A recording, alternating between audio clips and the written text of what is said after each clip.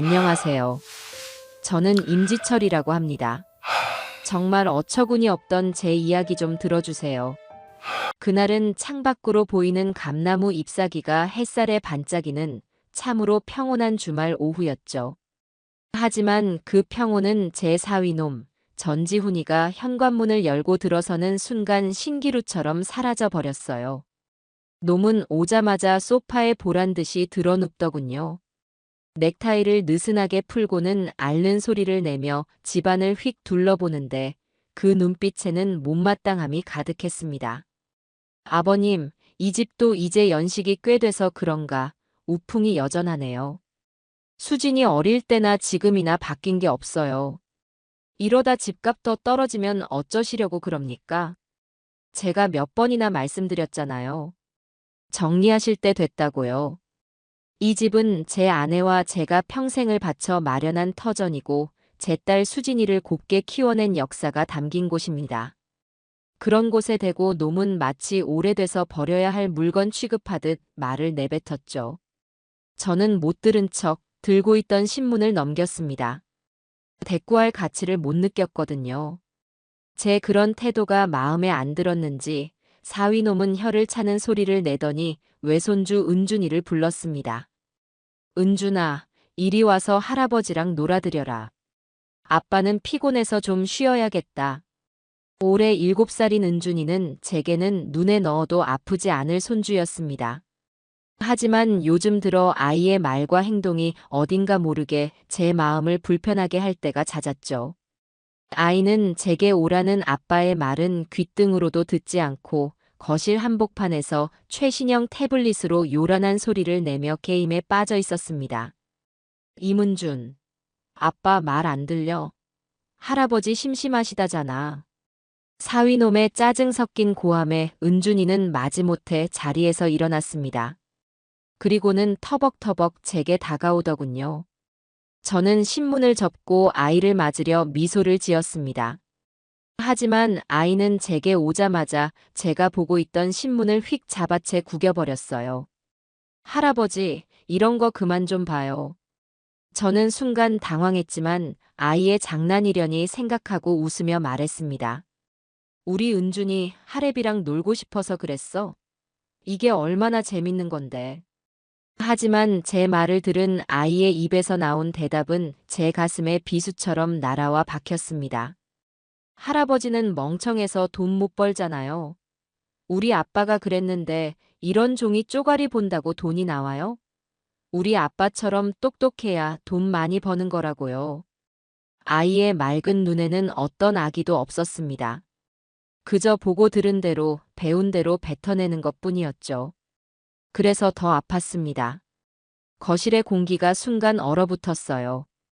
부엌에서 과일을 깎던 딸 수진이의 손이 멈칫하는 게 보였고 소파에 누워있던 사위놈은 헛기침을 하며 돌아눕더군요. 저는 구겨진 신문을 든 채로 잠시 은준이를 바라보았습니다. 아이의 얼굴 위로 저를 경멸하던 사위놈의 얼굴이 겹쳐 보였어요.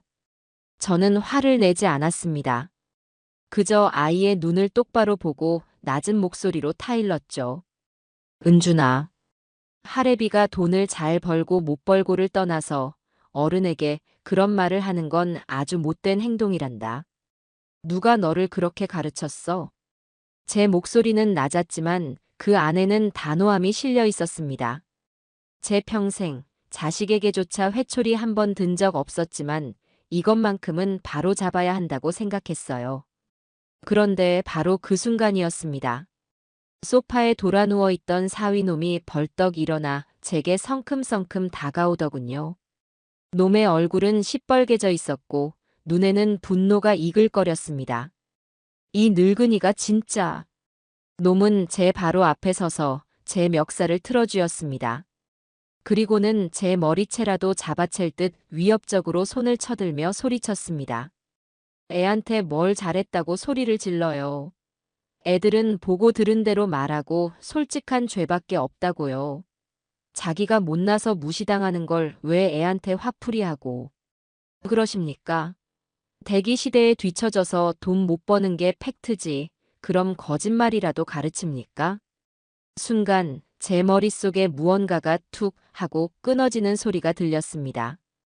평생을 땀 흘려 자식을 키우고 제 몫을 다하며 떳떳하게 살아온 제 인생이 저 버르장머리 없는 놈의 한마디에 송두리째 부정당하는 순간이었죠. 제 멱살을 잡은 손의 힘보다 제 가슴을 후벼 파는 그 말들이 더 아프고 분했습니다. 부엌에 서 있던 딸은 어쩔 줄 몰라 하며 여보, 그만해. 아빠한테 왜 그래? 라며 울먹이기만 할 뿐 놈을 말릴 생각조차 못하고 있었습니다. 저는 제 멱살을 잡은 사위놈의 손목을 상상 이상의 힘으로 잡아챘습니다. 놀라더군요. 평생 힘 한 번 안 쓸 것 같던 늙은 장인의 악력의 놈의 얼굴이 순간 당황으로 일그러졌어요. 저는 놈의 손을 뿌리치고 자리에서 일어섰습니다. 그리고 제 평생에 단 한 번도 내본 적 없는 천둥 같은 고함을 내질렀습니다. 이놈, 감히 여기가 어디라고 내 놈이 행패를 부려. 여기가 니들 멋대로 와서 늙은이 무시하고 능멸해도 되는 곳인 줄 알아. 당장 내 집에서 썩 꺼져. 제 목소리는 거실을 쩌렁쩌렁 울렸습니다. 제 기세에 사위놈도 딸도 심지어 겁없이 날뛰던 은준이마저 그 자리에 얼어붙었습니다. 사위는 분이 안 풀리는 얼굴로 저를 노려보며 씩씩거렸지만 차마 더는 대들지 못했습니다. 놈은 제 눈에서 평소에 어수룩한 늙은이가 아닌 감히 범접할 수 없는 무언가를 본 것이겠죠. 두고 봅시다. 장인어른이라고 더는 안 참습니다. 놈은 비겁한 말 한마디를 남기고는 은준이의 손을 거칠게 잡아 끌고 현관으로 향했습니다. 딸 수진이는 울면서 제게 다가와 아빠 미안해. 제발 화 풀어. 응. 하고 매달렸지만 제 눈은 이미 딸을 보고 있지 않았습니다. 제 마음은 돌아선 지 오래였죠. 너도 가거라. 저런 놈을 남편이라고 편들고 제 아비가 수모를 당하는데도 말 한마디 못하는 너도 내 자식 아니다. 어서 저놈 따라 나가. 제 단호한 말에 딸은 결국 통곡하며 남편과 아들의 뒤를 따라 나섰습니다. 쾅 하고 현관문이 닫히는 소리가 제 심장에 대모처럼 박혔습니다. 집 안에는 무거운 정적만이 남았죠. 분노로 떨리던 몸이 서서히 차갑게 식어갔습니다. 저는 단순히 화를 낸 것이 아니었어요. 오늘 저는 제 손으로 썩어 문드러진 가지를 잘라낸 겁니다. 이제부터 이 전쟁은 시작된 것이죠. 저는 수화기를 들었습니다. 그리고 30년 지기 용산서 강력반에서 이름 날리던 박 반장에게 전화를 걸었습니다. 박형 씨, 나 임지철이요. 오랜만이지. 다름이 아니라 사람 하나만 좀 알아봐줘야겠소. 내 사위, 전지훈이라는 놈이요. 아주 샅샅이 먼지 한 톨까지 다 털어봐 주시오. 수화기 너머 박 반장의 의아한 목소리가 들려왔지만 제 목소리는 얼음장처럼 차갑고 흔들림이 없었습니다. 이제 판은 새로 짜여야 했습니다. 그리고 그 판은 저 임지철이 짜는 판이 될 겁니다. 딸 내 가족이 쫓겨나듯 사라진 집은 유령이라도 나올 것처럼 고요했습니다. 저는 한참을 그 자리에 서서 닫힌 현관문만 바라보았죠. 분노가 지나간 자리에 허탈함과 함께 서늘한 결심이 자리 잡기 시작했어요. 저는 소파에 앉아 눈을 감았습니다. 제 멱살을 잡던 사위놈의 오만한 얼굴, 제 아비의 수모를 외면하던 딸의 겁먹은 얼굴, 그리고 할아버지는 멍청해서 돈 못 벌잖아요라던 어린 손주의 얼굴이 차례로 떠올랐습니다. 이것은 단순한 해프닝이 아니었어요. 골물대로 골마 터져버린 환부였죠. 이대로 두면 온몸으로 독이 퍼져 제 가문 전체가 무너질 것이 분명했습니다. 박 반장과의 통화를 마친 뒤 저는 낡은 찬장을 열었습니다. 그 안에는 제가 남대문 시장에서 장사를 시작할 때부터 썼던 낡은 금전 출납부와 수첩들이 빼곡히 쌓여 있었죠. 사람들은 제가 평생 시장 바닥에서 굳은 일만 한 촌노인 줄 알지만 그건 제 반쪽만 아는 소리입니다. 저는 사람을 상대로 물건을 파는 장사를 수십 년 했어요. 그것도 대한민국에서 가장 악착같고 약삭 빠른 장사치들이 모인다는 남대문 시장에서 말입니다. 물건을 보는 눈보다 사람을 보는 눈을 먼저 키워야 살아남는 곳이죠. 저는 그곳에서 독사라 불렸습니다. 한번 물면 절대 놓지 않고 상대의 눈빛만 봐도 그 속의 거짓과 탐욕을 꿰뚫어 본다고 해서 붙여진 별명이었죠. 저는 낡은 수첩을 펼쳤습니다. 그 안에는 제가 평생 만나온 수많은 사람들의 특징과 그들을 상대했던 저만의 방식이 깨알 같은 글씨로 적혀 있었어요. 눈을 마주치지 못하고 자꾸 코를 만지는 자는 거짓을 말하고 있다. 자신의 능력을 과시하기 위해 어려운 단어를 섞어 쓰는 자는 실속이 없는 빈 깡통일 확률이 높다 등등. 수십 년의 경험이 녹아있는 저만의 데이터베이스였습니다. 사위놈 전지훈. 그놈은 어떤 부류일까? 저는 놈의 행동과 말투를 하나하나 복기하기 시작했습니다. 자신감 넘치는 말투, 하지만 그 안에는 늘 타인에 대한 존중이 아닌 자신의 우월함을 확인받고 싶어 하는 조급함이 묻어 있었죠. 늘 최신형, 최고급만 고집했지만 정작 그 물건의 본질적인 가치에 대해서는 무지했습니다. 전형적인 속 빈강정 타입이었어요. 이런 부류는 자신보다 강해 보이는 자에게는 아부하고 약해 보이는 자는 철저히 짓밟는 특징이 있죠. 저를 만만하게 봤기에 오늘 같은 일이 벌어진 겁니다. 며칠이 지났습니다. 딸에게서는 연락이 없었어요. 사위놈이 제게 했던 짓을 생각하면 제가 먼저 연락할 일은 없었지만 그래도 아비로서 딸의 소식이 궁금하지 않다면 거짓말이겠죠. 저는 일부러 더 태연하게 지냈습니다. 아침 일찍 일어나 텃밭을 가꾸고 오후에는 동네 노인정에 나가 장기도 두었죠. 제 속이 시커멓게 타들어가는 것을 아는 사람은 아무도 없었습니다. 그러던 어느 날 저녁, 초인종이 울렸습니다. 문을 열어보니 딸 수진이가 고개를 푹 숙인 채 서 있더군요. 며칠 사이에 얼굴이 반쪽이 되어 있었습니다. 저는 아무 말 없이 문을 열어주었습니다. 딸은 거실로 들어와 제 앞에 털썩 무릎을 꿇고 울기 시작했어요. 아빠, 내가 잘못했어. 정말 미안해. 그 사람이 아빠한테 그렇게까지 할 줄은 몰랐어. 용서해줘, 아빠.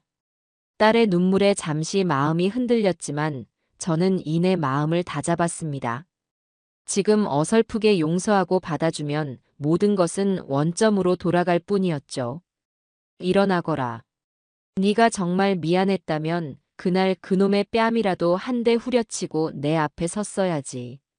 이제 와서 우는 건 무슨 신보냐. 제 차가운 말에 딸의 울음소리가 더 커졌습니다. 한참을 울던 딸은 겨우 눈물을 그치고 조심스럽게 본론을 꺼내기 시작했습니다. 역시나 그저 사과하러 온 것이 아니었어요. 아빠 실은 그이가 요즘 아주 중요한 사업을 시작했어. 정말 좋은 기회인데 자금이 조금 부족해서 아빠 명의로 된 상가 건물 있잖아. 그걸 담보로 잡으면 대출이 가능하다고 하더라고. 그 말을 듣는 순간 저는 실소했습니다. 제 아비의 멱살을 잡고 행패를 부린 놈이 이제는 제 재산에까지 손을 뻗치려는 것이었죠. 그리고 제 딸은 그 심부름꾼 노릇을 하고 있는 것이고요. 그래서 그 상가 건물을 담보로 내놓으라는 말을 하러 여기까지 온 것이냐? 아니, 그런 뜻이 아니라 금방 갚을 수 있대. 이번에 만난 사업 파트너가 정말 대단한 사람이거든. 강민혁 대표라고 이쪽 업계에서는 모르는 사람이 없는 실력자래. 그 사람이랑 같이 하면 이번 사업은 무조건 성공한다고. 그럼 아빠 상가도 바로 빼고 아빠한테 용돈도 두둑하게 드릴 수 있다고 그이가. 강민혁. 그 이름이 나오는 순간 저는 모든 그림을 맞출 수 있었습니다. 사위놈이 저토록 오만방자하게 구는 데에는 저 강민혁이라는 작자가 뒤에 버티고 있다는 믿음이 있었던 것이죠. 저는 딸의 말을 끊지 않고 끝까지 들었습니다. 딸의 이야기 속 강민혁은 거의 신적인 존재더군요. 미국 명문대 출신에 손때는 사업마다 대박을 터뜨리는 마이더스의 손. 듣기만 해도 뜬구름 잡는 소리였습니다. 이야기가 끝나고 저는 한참 동안 말이 없었습니다. 딸은 제 눈치를 보며 초조해했죠. 저는 속으로 혀를 찼습니다. 제 딸이지만 참으로 사람 보는 눈이 어두웠어요. 저런 허황된 말에 속아 제 아비에게 돈줄 노릇을 시키러 오다니. 하지만 저는 겉으로 내색하지 않았습니다. 오히려 이것이 기회라고 생각했죠. 호랑이를 잡으려면 호랑이 굴로 들어가야 하는 법이니까요. 저는 깊은 한숨을 내쉬며 못 이기는 척 입을 열었습니다. 알겠다. 제 대답에 딸의 얼굴이 환하게 펴졌습니다. 정말 아빠, 정말 허락해 주는 거야? 허락하는 게 아니다. 조건을 거는 게지. 조건? 무슨 조건? 그렇게 대단한 사람이라니 나도 한번 만나봐야 하지 않겠냐? 내 평생 모은 재산이 담보로 잡히는 일인데 어떤 사람인지 내 눈으로 직접 보고 사업 설명도 들어봐야 도장을 찍어주든 말든 할 게 아니냐. 네 서방이랑 그 강 대표라는 사람, 당장 내 앞으로 데려와. 내가 직접 만나서 얘기를 들어보겠다. 제 말에 딸은 잠시 머뭇거렸지만 결국 고개를 끄덕였습니다. 아마 속으로는 고집불통 늙으니 뭘 안다고 직접 만나기까지 하나라고 생각했겠죠. 하지만 담보가 아쉬우니 제 요구를 들어줄 수밖에 없었을 겁니다. 딸은 고맙다는 말을 연발하고는 서둘러 집을 나섰습니다. 저는 돌아가는 딸의 뒷모습을 보며 차갑게 중얼거렸습니다. 그래, 어디 한번 보자꾸나. 그 잘난 강민혁이라는 놈이 진짜 호랑이인지 아니면 이빨 빠진 종이 호랑이인지 이 임지철의 눈으로 직접 확인해 주마. 그날 밤 박 반장에게서 연락이 왔습니다. 사위놈의 뒷조사 결과였죠. 내용은 제 예상과 크게 다르지 않았습니다. 놈은 그동안 주식과 코인 투자로 몇 번 재미를 보긴 했지만 최근 무리한 투자로 큰 손실을 보고 빚까지 지고 있는 상태였습니다. 지금 추진하는 사업은 그 모든 것을 만회하기 위한 마지막 발악 같은 것이었죠. 그리고 그 사업의 중심에 강민혁이 있었습니다. 박 반장의 말에 따르면 강민혁은 최근 몇 년 사이 갑자기 나타난 신흥 부자 행세를 하고 있지만 그 이전의 경력은 베일에 쌓여 있다고 했습니다. 저는 박 반장에게 강민혁이라는 자에 대해서도 더 깊이 파고들어 달라고 부탁했습니다. 이제 판은 깔렸습니다. 배우들도 모두 무대 위로 올라왔죠. 남은 것은 이 연극의 감독인 제가 어떤 시나리오를 쓰느냐에 달려 있었습니다. 약속한 날이 되었습니다. 딸 수진이는 아침부터 전화를 걸어와 제 옷차림까지 신경 쓰더군요. 아빠, 너무 허름하게 입고 나오지 마. 그이 체면도 있고 하니까. 라며 말끝을 흐리는데 그 속내가 뻔히 보여 헛웃음이 나왔습니다. 촌스러운 장인어른 때문에 자기 남편이 창피당할까봐 걱정하는 것이었죠. 저는 일부러 더 낡고 빛바랜 잿빛 점퍼를 꺼내 입었습니다. 무릎 나온 추리닝 바지에 시장에서 10,000원 주고 산 낡은 운동화까지 챙겨 신었죠. 상대를 방심하게 만드는 가장 좋은 방법은 스스로를 최대한 낮추고 어수룩하게 보이는 것이니까요. 약속 장소는 시내에서 가장 비싼 한정식 집의 별실이었습니다. 문을 열고 들어서자 사위놈 전지훈이와 딸 수진이가 먼저 와서 앉아 있더군요. 사위놈은 저를 보자마자 인상을 찌푸렸지만 곧 표정을 바꾸고 억지 웃음을 지었습니다. 아버님 오셨습니까? 아이고, 옷차림이 그게 뭡니까? 제가 좋은 옷이라도 한 벌 해드렸어야 하는데. 말은 저렇게 하지만 눈빛은 거짓골을 하고 와서 쪽팔리게 한다고 말하고 있었죠. 저는 못 들은 척 자리에 앉았습니다. 곧이어 별실 문이 다시 열리고 한 남자가 들어섰습니다. 바로 강민혁이었죠. 과연 제 딸과 사위가 그토록 침이 마르게 칭찬할 만한 외모였습니다. 키는 훤칠하고 몸에 딱 맞는 비싼 양복을 입고 있었죠. 얼굴에는 사람 좋은 미소가 걸려 있었고 부드러운 목소리로 제게 인사를 건넸습니다.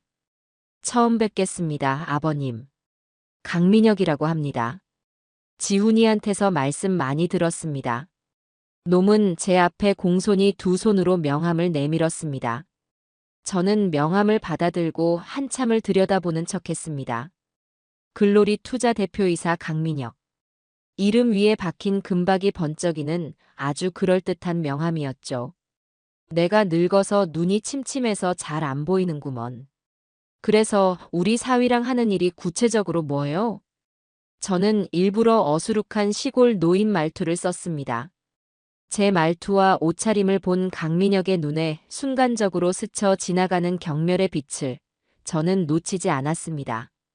하지만 놈은 이내 부드러운 미소를 되찾고는 막힘없이 사업 계획을 설명하기 시작했습니다. 해외에서 개발된 신기술을 국내에 독점적으로 들여와 유통하는 사업이라는데 무슨 전문 용어를 잔뜩 섞어가며 이야기하는데 아마 제 딸과 사위는 저 말의 절반도 이해하지 못했을 겁니다.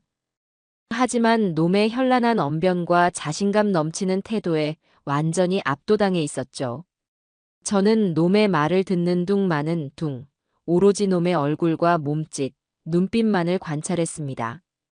놈은 말을 하면서 테이블 아래로 다리를 떠는 미세한 버릇이 있었어요.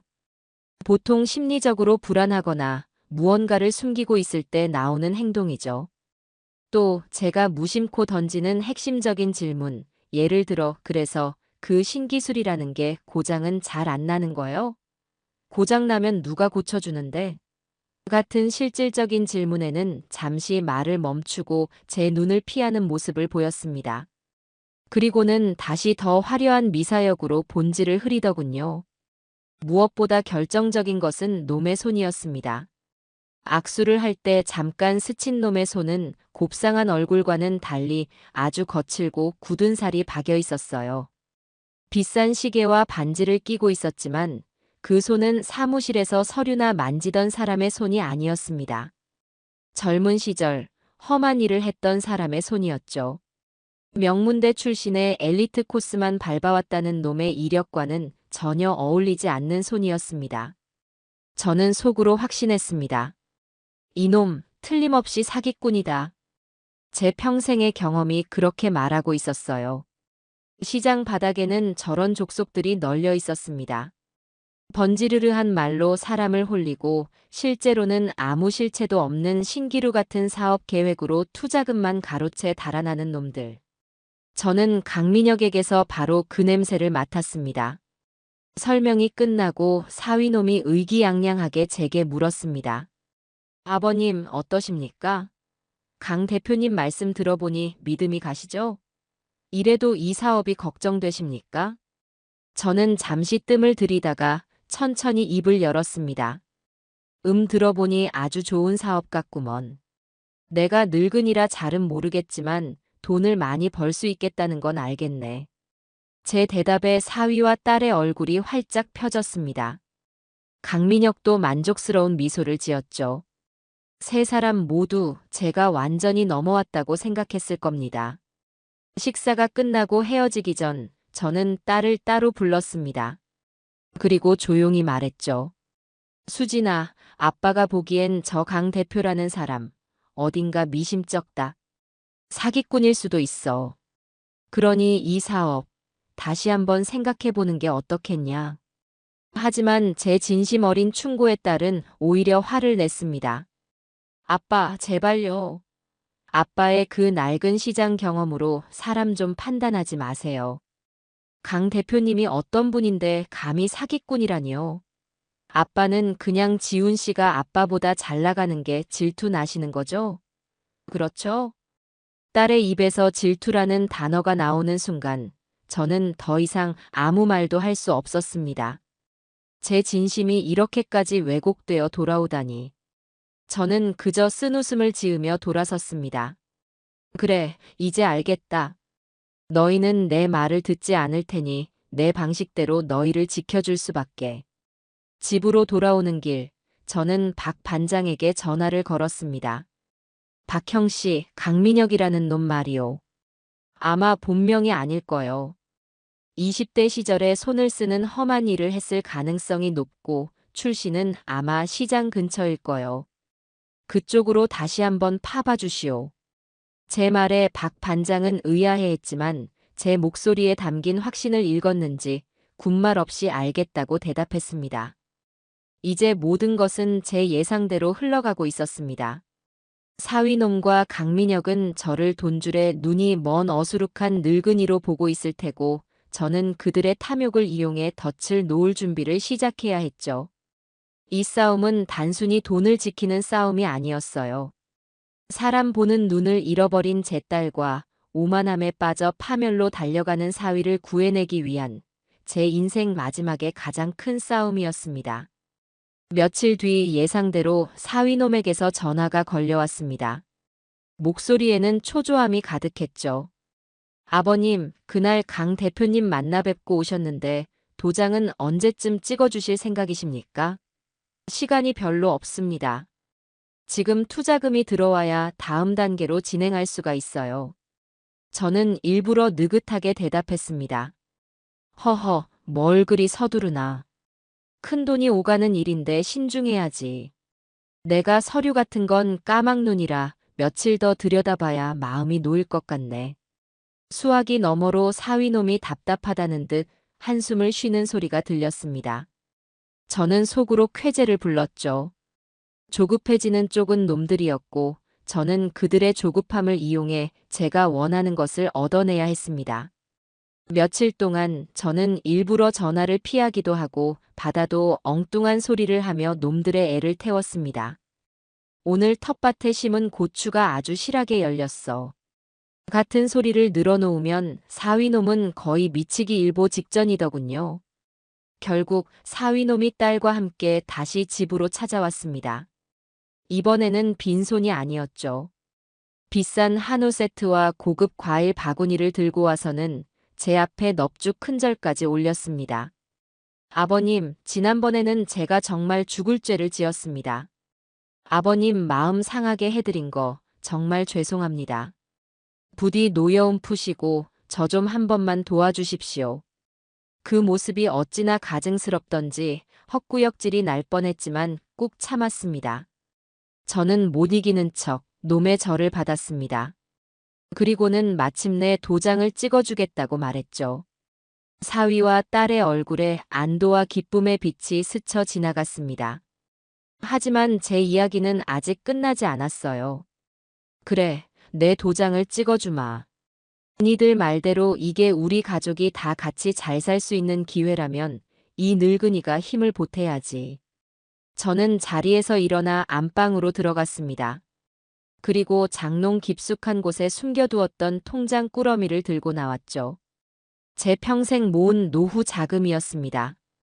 통장들을 테이블 위에 올려놓자 사위놈의 눈이 탐욕으로 번들거리는 것이 보였습니다. 아버님, 이건 내 전 재산이다.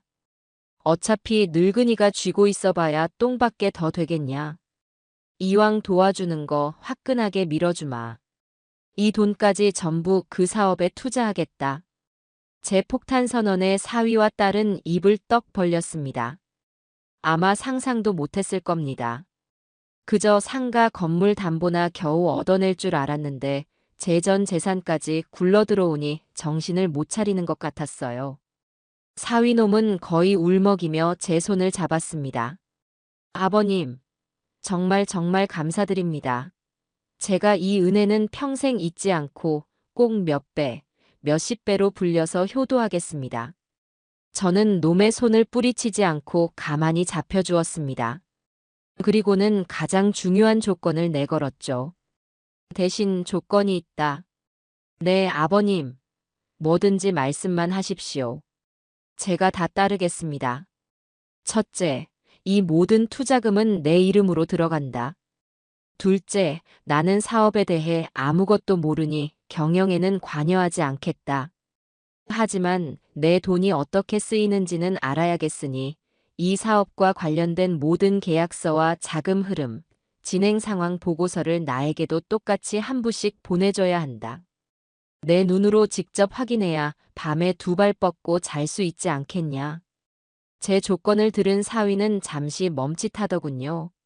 하지만 곧 어차피 서류를 봐도 까막눈인 늙은이가 뭘 알겠나라고 생각했는지 흔쾌히 고개를 끄덕였습니다. 물론입니다, 아버님. 당연히 그렇게 해드려야죠. 아버님 돈인데 어떻게 쓰이는지 당연히 아셔야죠. 제가 강 대표님께도 잘 말씀드려서 모든 서류를 아버님 댁으로 꼬박꼬박 보내드리도록 조치하겠습니다. 탐욕에 눈이 먼 놈들은 제가 던진 미끼를 덥석 문 것이죠. 놈들은 제가 그저 불안감에 떠는 귀찮지만 돈 많은 늙은이 정도로 생각했을 겁니다. 하지만 그 귀찮음 보고 조항이 훗날 놈들의 목을 조이는 밧줄이 될 것이라는 사실은 꿈에도 몰랐을 테죠. 그렇게 계약은 일사천리로 진행되었습니다. 저는 사위와 강민혁이 내민 수많은 서류에 기꺼이 도장을 찍어주었습니다. 놈들은 제 상가 건물과 전 재산을 손에 넣고는 뛸 듯이 기뻐하며 돌아갔습니다. 저는 돌아가는 그들의 뒷모습을 보며 차갑게 미소 지었습니다. 그래, 실컷 웃어둬라. 너희가 웃을 날도 이제 얼마 남지 않았으니. 그날 밤 제 집으로 첫 번째 서류 뭉치가 배달되었습니다. 투자 계약서 사본과 초기 자금 집행 내역서였죠. 저는 안경을 고쳐 쓰고 책상에 앉았습니다. 그리고 서류를 한 장 한 장 넘기기 시작했습니다. 낮에는 어수룩한 시골 늙은이였지만 밤이 되자 저는 다시 남대문 시장의 독사 임지철로 돌아왔습니다. 서류는 겉보기에는 아무 문제가 없어 보였어요. 하지만 수십 년간 수천, 수만 장의 계약서와 장부를 들여다본 제 눈은 속일 수 없었죠. 저는 서류의 아주 작은 부분에서 이상한 점을 발견했습니다. 해외 본사의 기술 이전료로 송금되었다는 금액의 날짜와 실제 계약서에 명시된 지급일 사이에 미묘한 차이가 있었어요. 그리고 자잘한 비용 처리 내역 중에 유령 회사로 의심되는 곳의 이름이 몇 개 보였습니다. 일반 사람이라면 절대 눈치채지 못할 아주 교묘하게 숨겨놓은 흔적들이었죠. 저는 그 부분들을 붉은 펜으로 표시해 놓았습니다. 그리고 수화기를 들었죠. 박형 씨, 나요. 이제부터 내가 불러주는 회사 이름 몇 개를 좀 알아봐 주시오. 아마 서류상으로만 존재하는 유령 회사일 가능성이 높소. 수화기 너머로 박 반장의 감탄하는 목소리가 들려왔습니다. 아니, 임 사장님. 그걸 어떻게 벌써. 알겠습니다. 바로 알아보겠습니다. 저는 전화를 끊고 쓴웃음을 지었습니다. 전지훈, 강민혁. 너희는 지금쯤 내 돈으로 술잔을 기울이며 성공을 축하하고 있겠지. 하지만 너희는 모를 것이다. 너희가 파놓은 함정 속으로 너희 스스로 한 걸음씩 걸어 들어오고 있다는 사실을 말이다. 이 게임의 판은 이미 내가 장악했으니까요. 이제 남은 것은 저 어리석은 것들을 어떻게 요리해서 제 딸과 손주를 구해내느냐 하는 것뿐이었습니다. 계획대로 모든 것이 흘러가기 시작했습니다.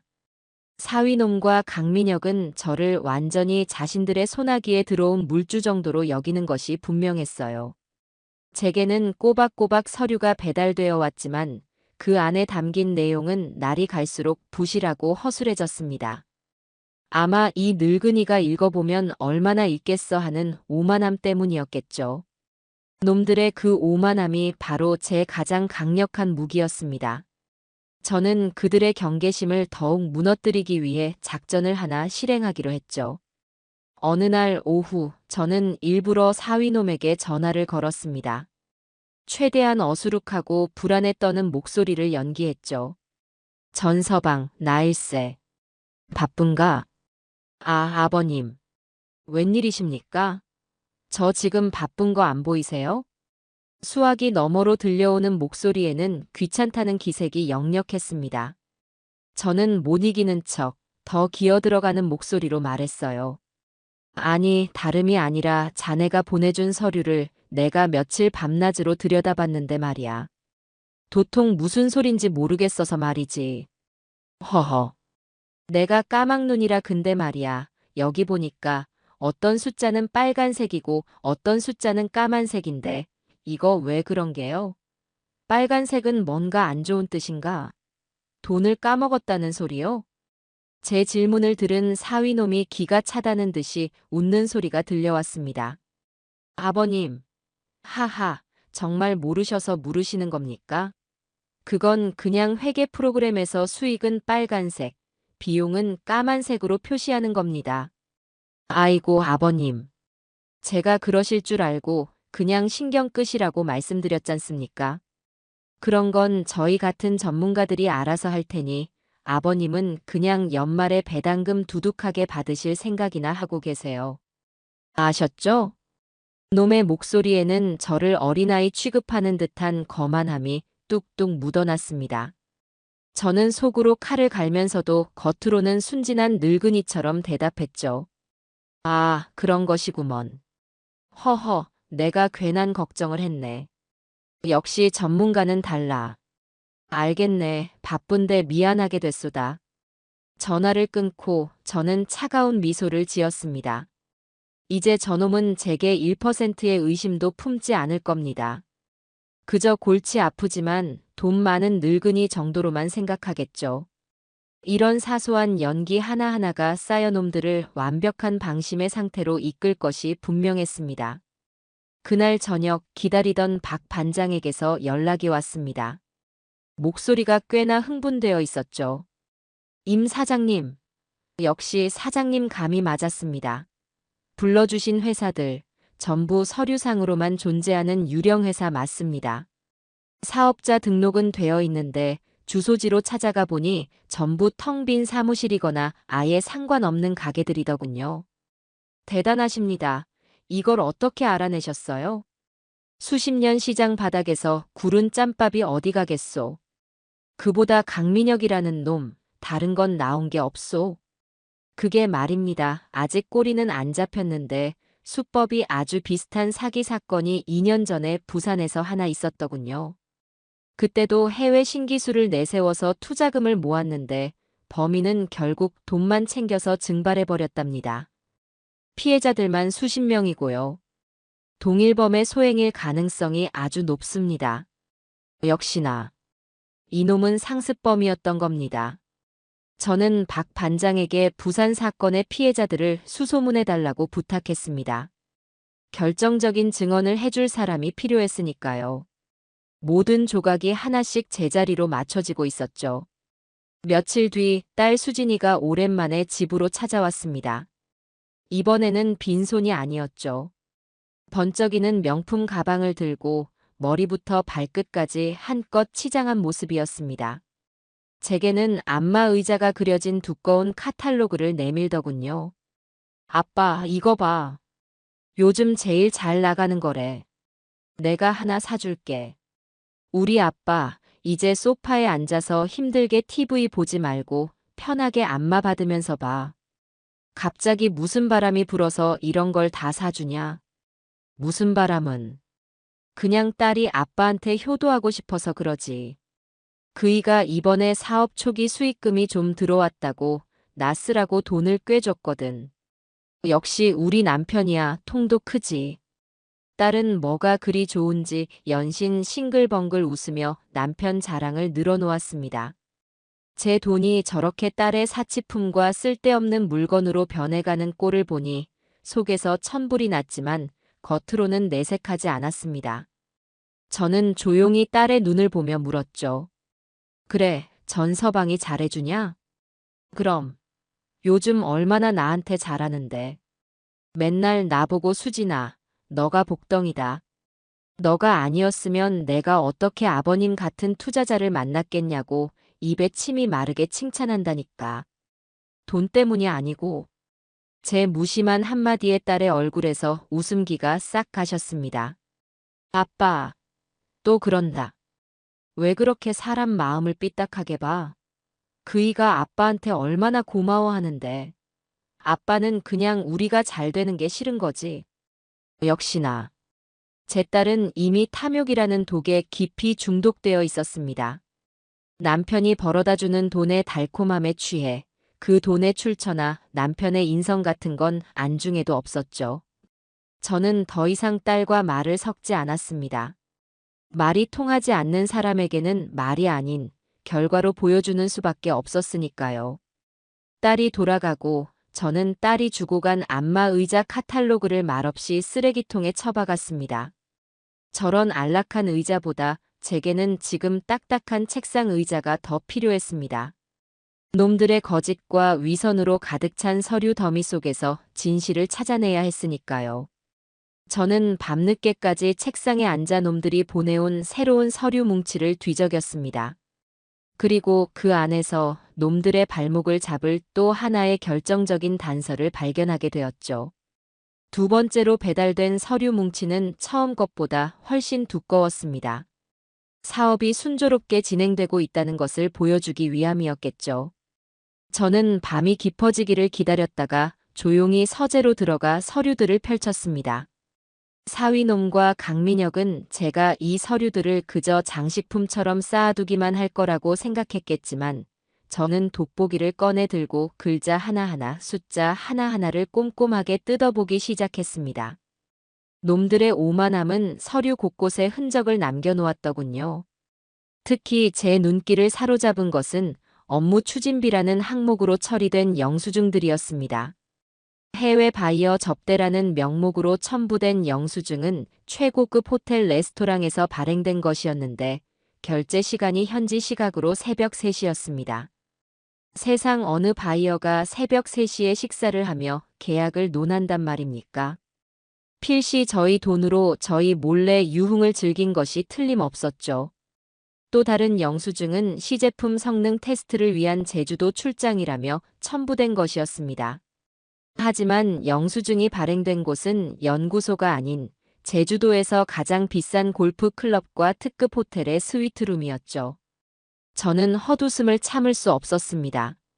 이놈들은 저를 완벽한 봉이자 눈뜬 장님으로 여기고 있는 것이 분명했어요. 저는 그 영수증들을 따로 복사해 두었습니다. 훗날 놈들의 파렴치함을 만천하에 공개할 중요한 증거 자료가 될 테니까요. 며칠 뒤 딸이 은준이를 제게 잠시 맡기고 외출을 했습니다.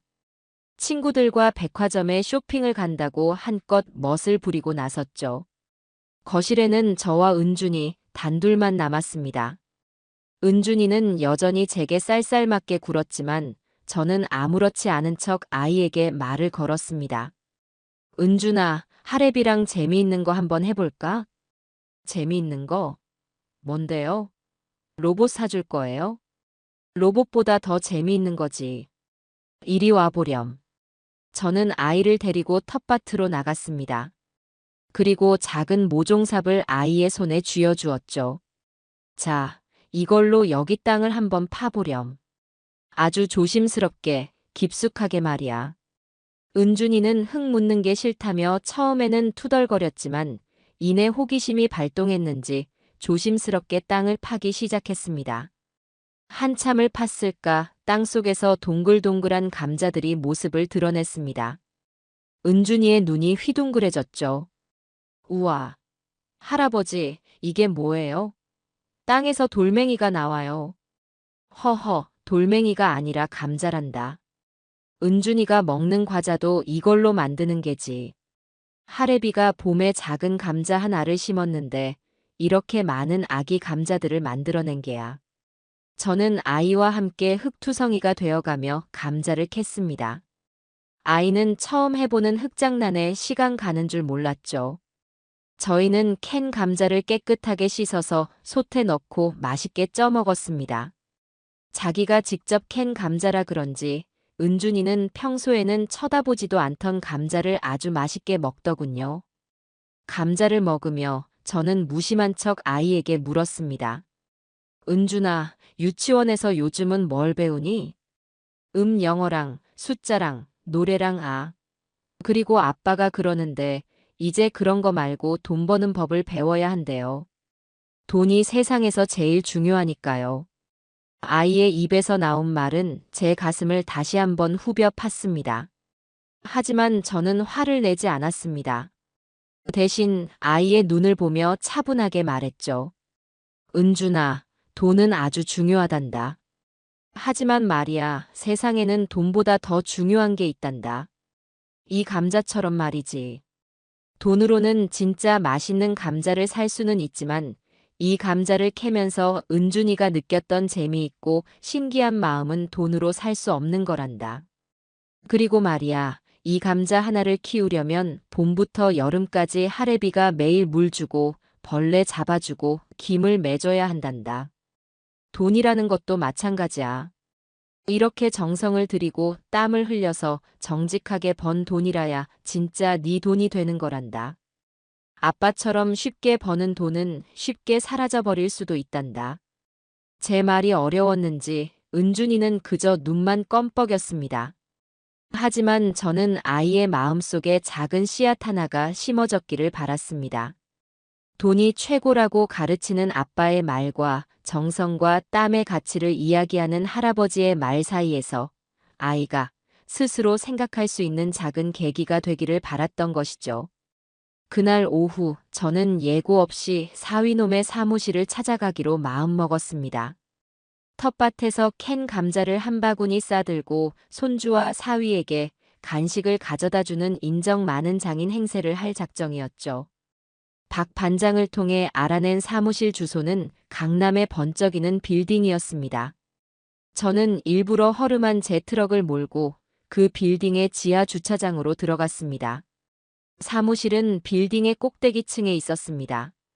글로리 투자라는 금색 명패가 아주 그럴듯하게 붙어 있었죠. 하지만 자동문을 열고 들어서는 순간 저는 위화감을 느꼈습니다. 사무실은 겉보기에는 아주 넓고 화려했지만 그 안에 일하는 직원은 단 한 명도 없었습니다. 텅 빈 책상들만 덩그러니 놓여 있었죠. 안쪽 대표실에서 사위와 강민혁의 웃음소리가 들려왔습니다. 저는 일부러 인기척을 내며 들어섰습니다. 전서방, 있는가? 내가 우리 강 대표님이랑 먹으려고 감자를 좀 쪄왔네.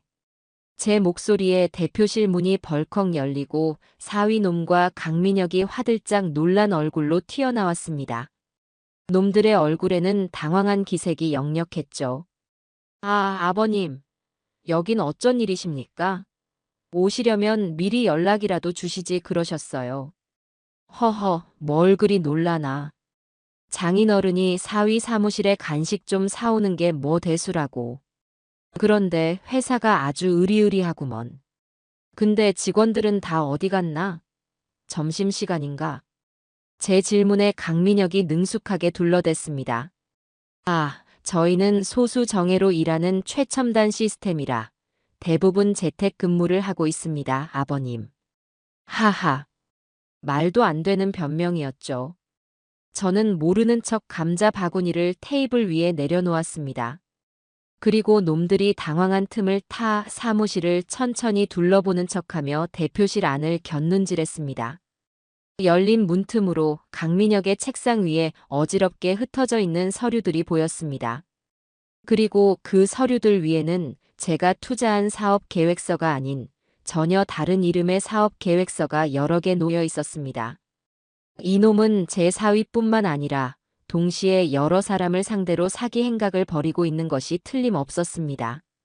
저는 그 사업 계획서들의 이름을 제 머릿속에 똑똑히 새겨 넣었습니다. 그때 강민혁의 휴대폰이 요란하게 울렸습니다. 놈은 제 눈치를 한번 쓱 보더니 등을 돌리고 구석으로 가서 전화를 받더군요. 아, 김 사장. 투자는 어떻게 하기로 결정했어? 지금 안 들어오면 네 자리 없어. 줄 선 사람이 한둘인 줄 알아? 놈의 목소리에는 평소의 부드러움은 온데간데 없고 상대를 윽박지르는 거친 본성이 그대로 드러나 있었습니다. 저는 못 들은 척 사위에게 감자나 먹으라며 권했어요.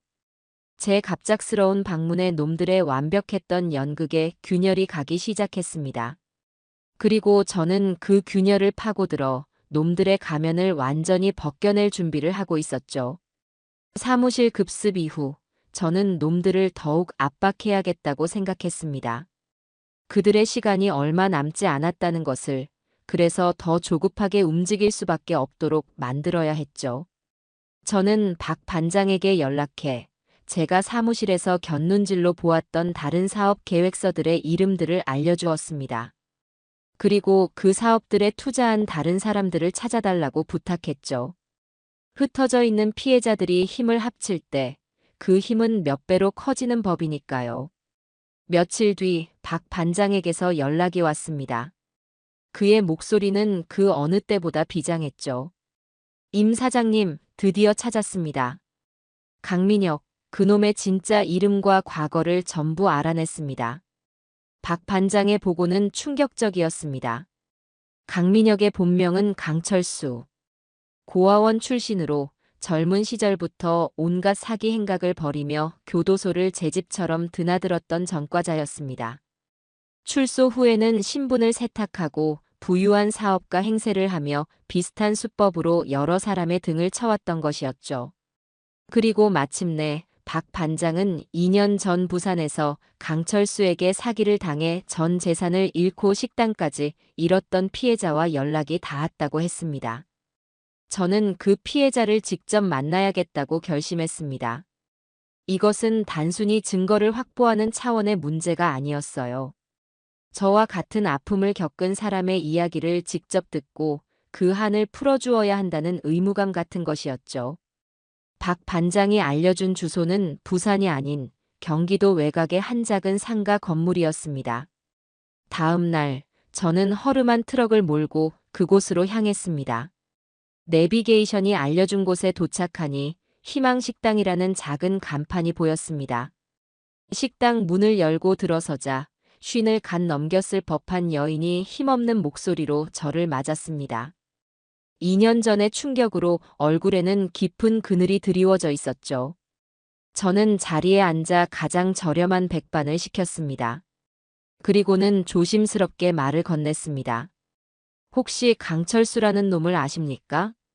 제 한마디에 여인의 얼굴이 새하얗게 질렸습니다.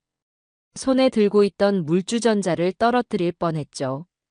저는 박 반장의 소개로 찾아온 임지철이라고 제 신분을 밝혔습니다. 여인은 한참을 저를 경계의 눈빛으로 바라보더니 이내 깊은 한숨을 내쉬며 자신의 이야기를 털어놓기 시작했습니다. 그녀는 부산에서 꽤 큰 규모의 돼지국밥 식당을 운영하며 아들, 딸을 키워낸 억척스러운 여인이었습니다. 그러던 어느 날 강철수가 손님으로 찾아왔다고 했죠. 그는 자신을 재미교포 펀드 매니저라고 소개하며 그녀의 식당을 전국적인 프랜차이즈로 만들어주겠다고 접근했다고 합니다. 그의 번지르르한 외모와 현란한 말솜씨에 평생 장사만 알고 살았던 순박한 여인은 속수무책으로 넘어갈 수밖에 없었죠. 그놈 말만 믿고 가게랑 집까지 담보로 잡아서 평생 모은 돈을 전부 그놈한테 갖다 바쳤지에. 곧 미국에서 큰 투자금이 들어온다. 본사 건물을 지어야 한다.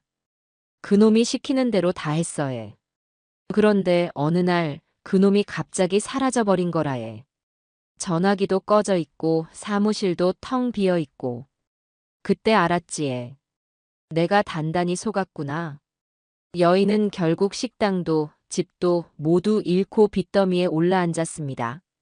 충격으로 남편은 세상을 떠났고 그녀는 이곳 경기도 변두리까지 흘러들어와 작은 식당을 하며 근근히 살아가고 있다고 했습니다. 그녀의 기구한 사연을 듣는 내내 제 주먹은 저도 모르게 굳게 쥐어졌습니다. 그녀의 얼굴 위로 만약 제가 나서지 않았다면 모든 것을 잃고 절망에 빠졌을 제 딸 수진이의 얼굴이 겹쳐 보였기 때문입니다. 제가 그놈을 잡을 겁니다. 제 단호한 말에 여인은 힘없이 고개를 저었습니다. 소용없어에. 경찰에도 신고해봤지만 그놈은 이미 다른 이름으로 신분 세탁하고 잘 살고 있을 거라에. 돈 없고 백 없는 우리 같은 사람이 어떻게 그런 놈을 이기겠어에. 아닙니다. 이번에는 다를 겁니다. 저 역시 그놈에게 제 전 재산을 미끼로 던져놓은 상태입니다. 그리고 그놈이 제 사위와 함께 벌이는 사기 행각의 모든 증거를 제 손에 쥐고 있습니다. 사모님, 저와 함께 싸워주시겠습니까? 사모님의 증언이 그놈의 가면을 벗길 가장 날카로운 칼이 될 겁니다. 제 눈에 담긴 진심을 읽었는지 여인의 눈빛이 흔들리기 시작했습니다. 체념과 절망으로 가득했던 그 눈에 아주 오랜만에 작은 희망의 불씨가 피어오르고 있었죠. 그녀는 결국 눈물을 터뜨리며 제 손을 잡았습니다. 꼭 잡아주이소. 내 한을 풀어주이소.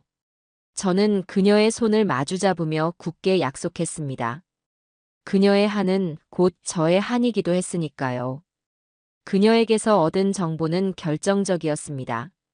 강철수가 과거에 사용했던 대포 통장 번호와 자금 세탁 방식 등 그녀가 기억하는 모든 조각들은 제가 가지고 있던 서류 뭉치와 맞춰지면서 거대한 사기극의 전모를 드러내고 있었습니다. 놈들은 투자금을 받으면 곧바로 서류상의 유령 회사들로 돈을 옮겨 자금의 출처를 흐렸습니다. 그리고는 해외의 페이퍼 컴퍼니를 거쳐 결국 자신들의 비밀 계좌로 돈을 빼돌리고 있었죠. 제가 투자한 돈 역시 이미 상당 부분 그들의 주머니 속으로 흘러들어간 뒤였습니다. 이제 모든 증거는 차고 넘칠 만큼 모였습니다.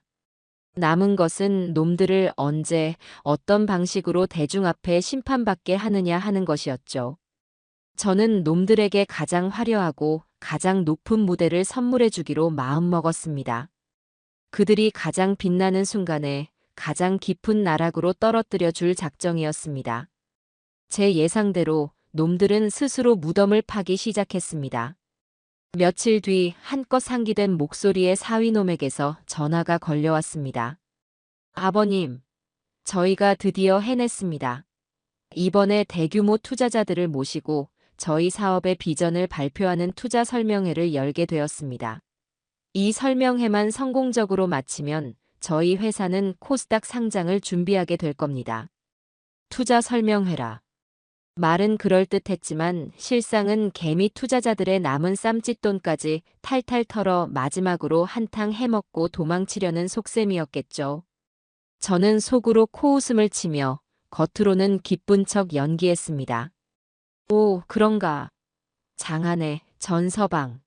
그래서 그 좋은 자리에 나도 가봐도 되나? 물론입니다, 아버님. 아버님은 저희 회사의 1호 투자자이자 가장 큰 어르신이신데요. 꼭 오셔서 자리를 빛내주셔야 합니다. 제가 맨 앞자리 제일 좋은 좌석으로 모시겠습니다. 오셔서 저 전지훈이가 어떻게 성공하는지 똑똑히 지켜봐 주십시오. 놈의 목소리에는 하늘을 찌를 듯한 오만함이 가득했습니다. 그래, 마음껏 뽐내거라. 네가 올라갈 무대가 높으면 높을수록 떨어질 때의 충격은 더 클 테니. 저는 흔쾌히 참석하겠다고 약속했습니다. D-데이는 그렇게 정해졌죠. 투자 설명회를 이틀 앞둔 날, 저는 딸 수진이를 따로 불러냈습니다. 제 인생에서 어쩌면 제 딸에게 주는 마지막 기회일지도 모른다고 생각했기 때문입니다. 저희는 어릴 적 딸과 함께 자주 가던 작은 찻집에서 만났습니다.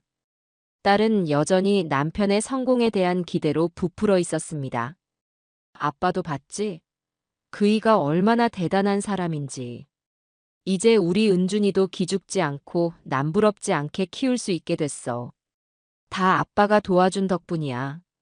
저는 아무 말 없이 차만 마셨습니다. 그리고는 조용히 딸의 눈을 보며 말했죠. 수진아. 응, 아빠. 이틀 뒤에 열리는 그 투자 설명회 말이다. 그날은 네 남편의 꿈이 이루어지거나 혹은 산산조각 나는 날이 될 게다. 제 비장한 목소리에 딸의 얼굴이 굳어졌습니다. 아빠, 그게 무슨 말이야? 왜 그렇게 재수 없는 소리를 해? 아빠는 너에게 마지막 기회를 주려고 부른 거다. 그날 무슨 일이 벌어지든 너는 네 아비의 편에 서야 한다. 만약 이번에도 네가 저 버르장머리 없는 놈의 편에 선다면 그날로 너와 나는 부녀의 연을 끊는 날이 될 게다. 똑똑히 알아듣거라. 이것은 부탁이 아니라 경고다. 저는 제 평생 딸에게 해본 적 없는 무서운 얼굴로 단호하게 말했습니다. 딸은 제 기세에 눌려 아무 말도 하지 못하고 겁먹은 눈으로 저를 바라보기만 했습니다. 저는 그 눈빛에서 아직도 망설임과 의심을 읽었습니다. 제 딸은 끝까지 제 믿음에 답하지 못했던 것이죠. 저는 조용히 찻값을 계산하고 자리에서 일어났습니다. 마지막 기회는 주었으니 선택은 이제 온전히 딸의 몫이었습니다. 설명회 전날 밤. 저는 박 반장과 희망식당의 여사장님을 제 집으로 불렀습니다. 저희는 밤늦게까지 마지막 작전을 점검했습니다. 박 반장은 강철수의 범죄 기록과 출입국 기록 등 법적인 증거들을 모두 확보해 두었고, 여사장님은 담담하지만 단호한 목소리로 자신이 겪었던 모든 일을 카메라 앞에서 증언하여 영상으로 남겼습니다. 저는 놈들이 투자자들에게 보여줄 화려한 사업 계획 발표 자료에 맞서 저희만의 진실 발표 자료를 만들었습니다. 첫 장에는 강민혁, 아니 강철수의 뻔뻔한 얼굴 사진을 띄우고, 다음 장에는 그의 화려한 전과 기록을, 그리고 그에게 모든 것을 잃고 절망에 빠졌던 피해자들의 눈물 섞인 증언 영상을 담았습니다. 놈들이 제시하는 장밋빛 미래와 그 이면에 숨겨진 시커먼 진실을 극명하게 대비시켜 보여줄 작정이었습니다. 모든 준비가 끝났습니다. 자료가 담긴 USB를 손에 쥐자 이상하게도 마음이 차분해졌습니다. 분노나 증오보다는 이 모든 것을 제자리로 돌려놓아야 한다는 무거운 책임감이 제 어깨를 눌렀죠. 저는 창밖의 어둠을 바라보았습니다. 내일이면 저 어둠이 걷히고 밝은 해가 떠오를 겁니다. 그리고 그 해는 어떤 이에게는 영광의 아침이, 또 어떤 이에게는 심판의 아침이 되겠죠. 저는 제 평생의 지혜와 경험을 모두 걸고 이 길고 긴 싸움의 마지막 장을 준비하고 있었습니다. 투자 설명회가 열리는 날이 밝았어요. 저는 아침 일찍 일어나 찬물에 세수를 하고 장롱에서 가장 깨끗하지만 가장 낡은 제 아내와 처음 맞췄던 양복을 꺼내 입었습니다. 비싼 옷은 아니었지만 제 평생의 정직함과 땀이 배어있는 갑옷 같은 옷이었죠. 화려한 놈들의 잔치에 어울리지 않는 제 초라한 행색은 오히려 그들의 허영과 탐욕을 더욱 선명하게 비추는 거울이 될 것이었습니다. 설명회가 열리는 곳은 시내에서 가장 호화로운 호텔의 그랜드 볼룸이었습니다. 입구에서부터 번쩍이는 샹들리에와 붉은 카펫이 저를 맞더군요. 이미 수많은 사람들이 모여 샴페인 잔을 기울이며 들뜬 목소리로 이야기를 나누고 있었습니다. 그들의 얼굴에는 하나같이 탐욕이라는 두 글자가 선명하게 새겨져 있었죠. 쉬운 돈, 빠른 성공에 대한 맹목적인 기대가 그들의 눈을 멀게 하고 있었습니다. 저는 그들을 한심하게 바라보며 조용히 제 이름이 적힌 좌석으로 향했습니다. 맨 앞자리, 무대가 가장 잘 보이는 중앙이었습니다. 사위놈이 저를 과시용으로 앉혀놓은 자리였죠. 잠시 후 제 딸 수진이와 사위 전지훈이 주인공처럼 등장했습니다. 딸은 어깨가 훤히 드러나는 화려한 드레스를 입고 있었고, 사위놈은 머리에 기름을 잔뜩 발라 빗어 넘기고는 의기양양하게 사람들과 인사를 나누더군요. 제게 다가온 사위는 제 옷차림을 위아래로 훑어보더니 노골적으로 인상을 찌푸렸습니다. 아버님, 제가 어제 사람 보내서 양복 한 벌 넣어드리지 않았습니까? 왜 또 그 낡은 옷을 입고 오셨어요? 오늘 같은 중요한 날에 저까지 없어 보이게 왜 이러십니까? 나는 이 옷이 내게 가장 잘 어울리고 또 가장 편하다. 니들 눈에 없어 보이는 건 내 옷 때문이 아니라 니들 마음에 교만이 가득 찼기 때문이겠지. 제 차가운 말에 사위놈의 얼굴이 굳었지만 주변의 시선을 의식해 더는 말을 잇지 못하고 돌아섰습니다. 딸 수진이는 불안한 눈으로 저와 남편을 번갈아 보더군요. 저는 딸에게 아무런 눈길도 주지 않았습니다. 이미 제 경고를 무시한 딸에게 더 이상 해줄 말은 없었으니까요. 행사장 한쪽 구석, 눈에 띄지 않는 자리에 박 반장과 희망식당의 여사장님이 손님인 척 앉아있는 것이 보였습니다. 저희는 짧게 눈빛을 교환했죠. 모든 준비는 끝났다는 무언의 신호였습니다. 드디어 행사 시작을 알리는 요란한 음악이 울려 퍼지고 화려한 조명이 무대를 비추었습니다. 사회자의 과장된 소개와 함께 오늘의 주인공 강민혁이 무대 위로 올라섰습니다. 그는 완벽한 쇼맨이었습니다. 여유로운 미소와 자신감 넘치는 제스처, 사람을 빨아들이는 듯한 목소리로 좌중을 압도하기 시작했죠. 존경하는 투자자 여러분, 오늘 이 자리에 오신 여러분은 대한민국, 아니 아시아의 경제 지도를 바꿀 위대한 역사의 시작을 함께하고 계십니다. 구시대의 낡은 산업이 저물고 새로운 기술의 여명이 밝아오는 지금, 저희 글로리 투자는 여러분을 부의 고속도로로 안내할 가장 확실한 티켓이 될 것입니다. 강민혁은 온갖 그럴듯한 용어들을 섞어가며 허황된 미래를 그려냈습니다.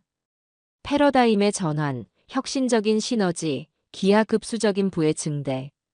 사람들은 그의 말 한마디 한마디에 최면에 걸린 듯 빠져들었습니다. 눈앞에 금은보화가 쏟아지기라도 하는 것처럼 모두의 얼굴이 상기되어 있었죠.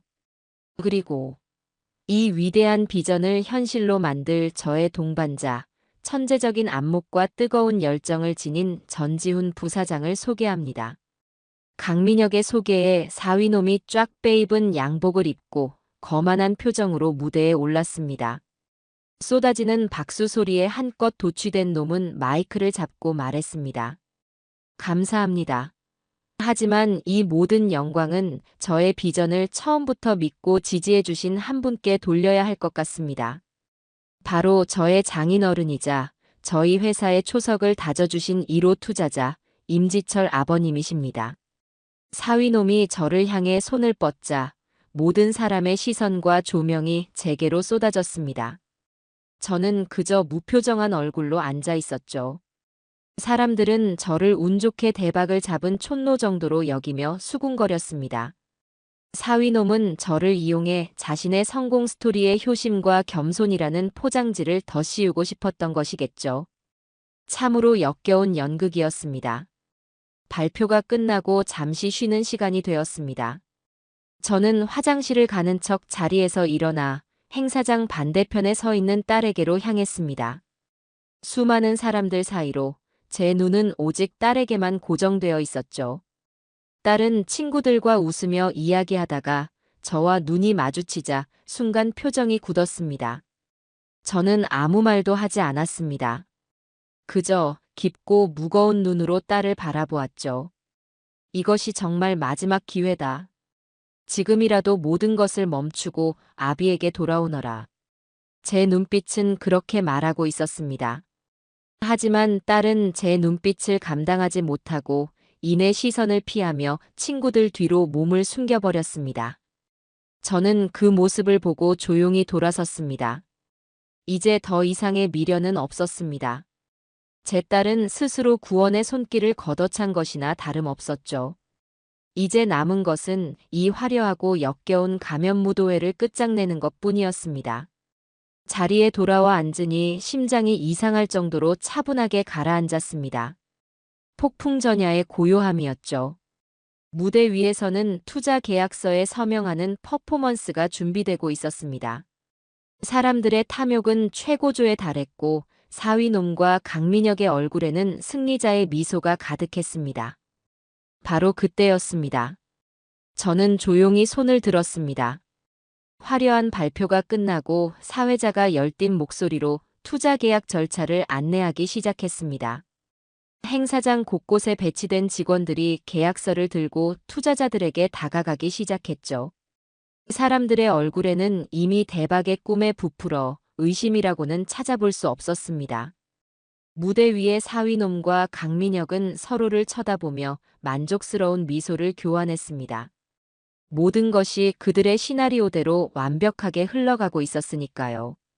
자, 그럼 더 궁금한 점이 없으시면 지금부터. 사회자가 계약서 서명을 유도하며 말을 끝맺으려는 바로 그 순간, 저는 천천히 하지만 단호하게 제 손을 번쩍 들었습니다. 제 돌발 행동에 사회자는 잠시 당황했고 무대 위의 사위놈은 저 늙은이가 또 왜 저러나 하는 짜증스러운 표정을 지었습니다. 하지만 수백 명의 시선이 쏠린 상황이라 저를 무시할 수는 없었죠. 아, 네. 맨 앞줄에 계신 어르신. 혹시 질문이 있으십니까? 사회자가 마지못해 제게 마이크를 건넸습니다. 저는 천천히 자리에서 일어났습니다. 일부러 허리를 굽히고 힘겹게 일어나는 늙은이처럼 보이기 위해 약간의 연기도 섞었죠. 제 초라한 행색과 어수룩한 행동에 몇몇 사람들은 피식 웃기도 했습니다. 저는 마이크를 잡고 잠시 숨을 골랐습니다. 그리고는 가장 순진하고 멍청하게 들릴 법한 목소리로 입을 열었습니다. 허허, 내가 이런 좋은 자리는 처음이라. 다들 대단하십니다. 그런데 내가 늙은이라 하도 궁금한 게 많아서 말이지. 딱 한 가지만 여쭤봐도 되겠소? 제 말에 강민혁이 무대 앞으로 나서며 인자한 미소를 지었습니다.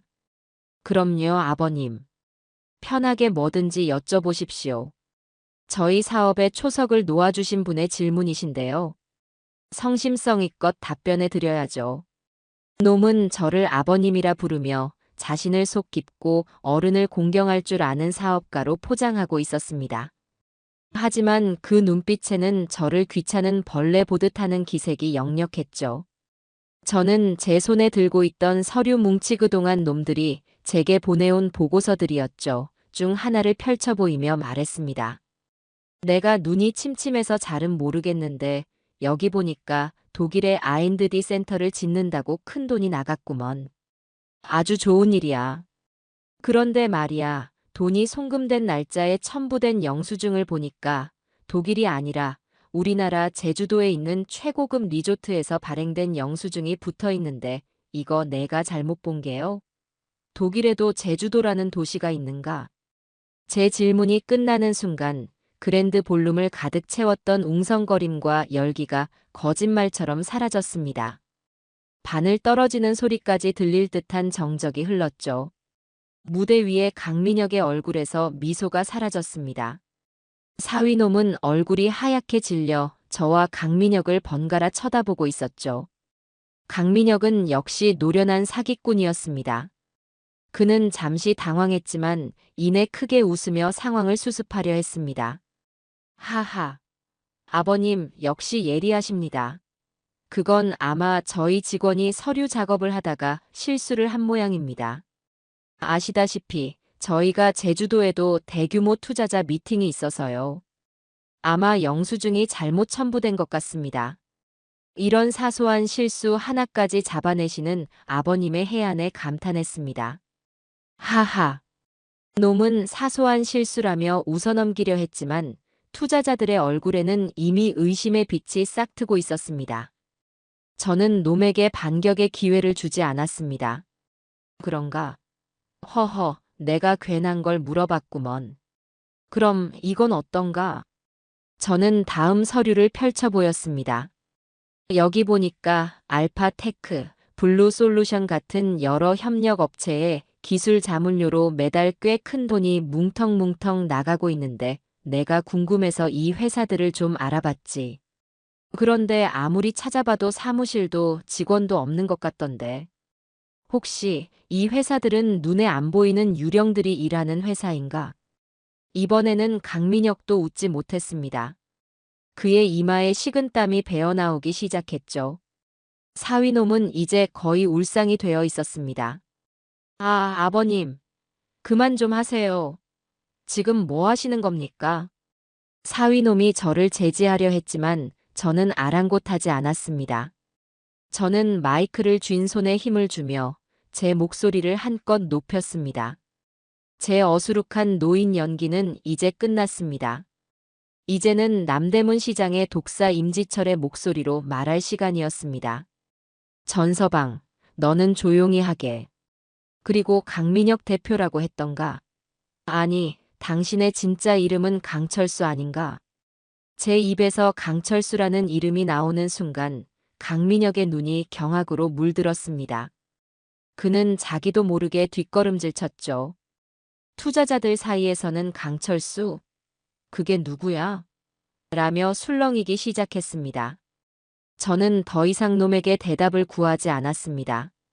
대신 행사장 한 구석에 앉아있던 박 반장을 향해 고개를 끄덕였죠. 그것이 바로 신호였습니다. 제가 고개를 끄덕이는 순간 행사장 뒤편의 오퍼레이터실에 있던 박 반장이 움직이기 시작했습니다. 무대 위 대형 스크린에는 방금 전까지 띄워져 있던 장밋빛 사업계획 PPT 화면이 갑자기 검게 변했습니다.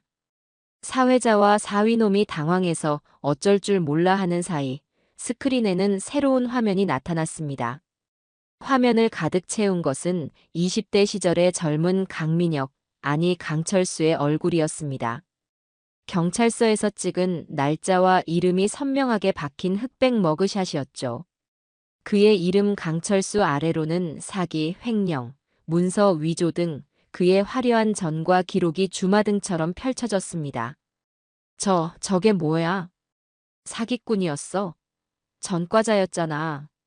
그랜드 볼룸 안은 순식간에 벌집을 쑤셔놓은 듯 아수라장이 되었습니다. 사람들의 상기된 얼굴은 이제 분노와 배신감으로 시뻘겋게 물들어 있었죠.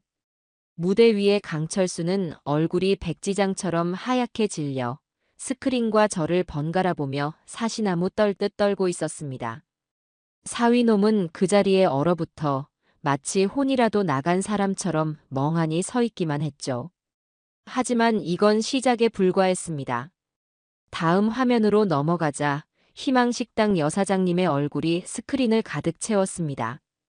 그녀는 담담하지만 떨리는 목소리로 2년 전 강철수에게 어떻게 전 재산을 사기당하고 남편까지 잃었는지, 그녀의 인생이 어떻게 송두리째 무너져 내렸는지를 증언하기 시작했습니다.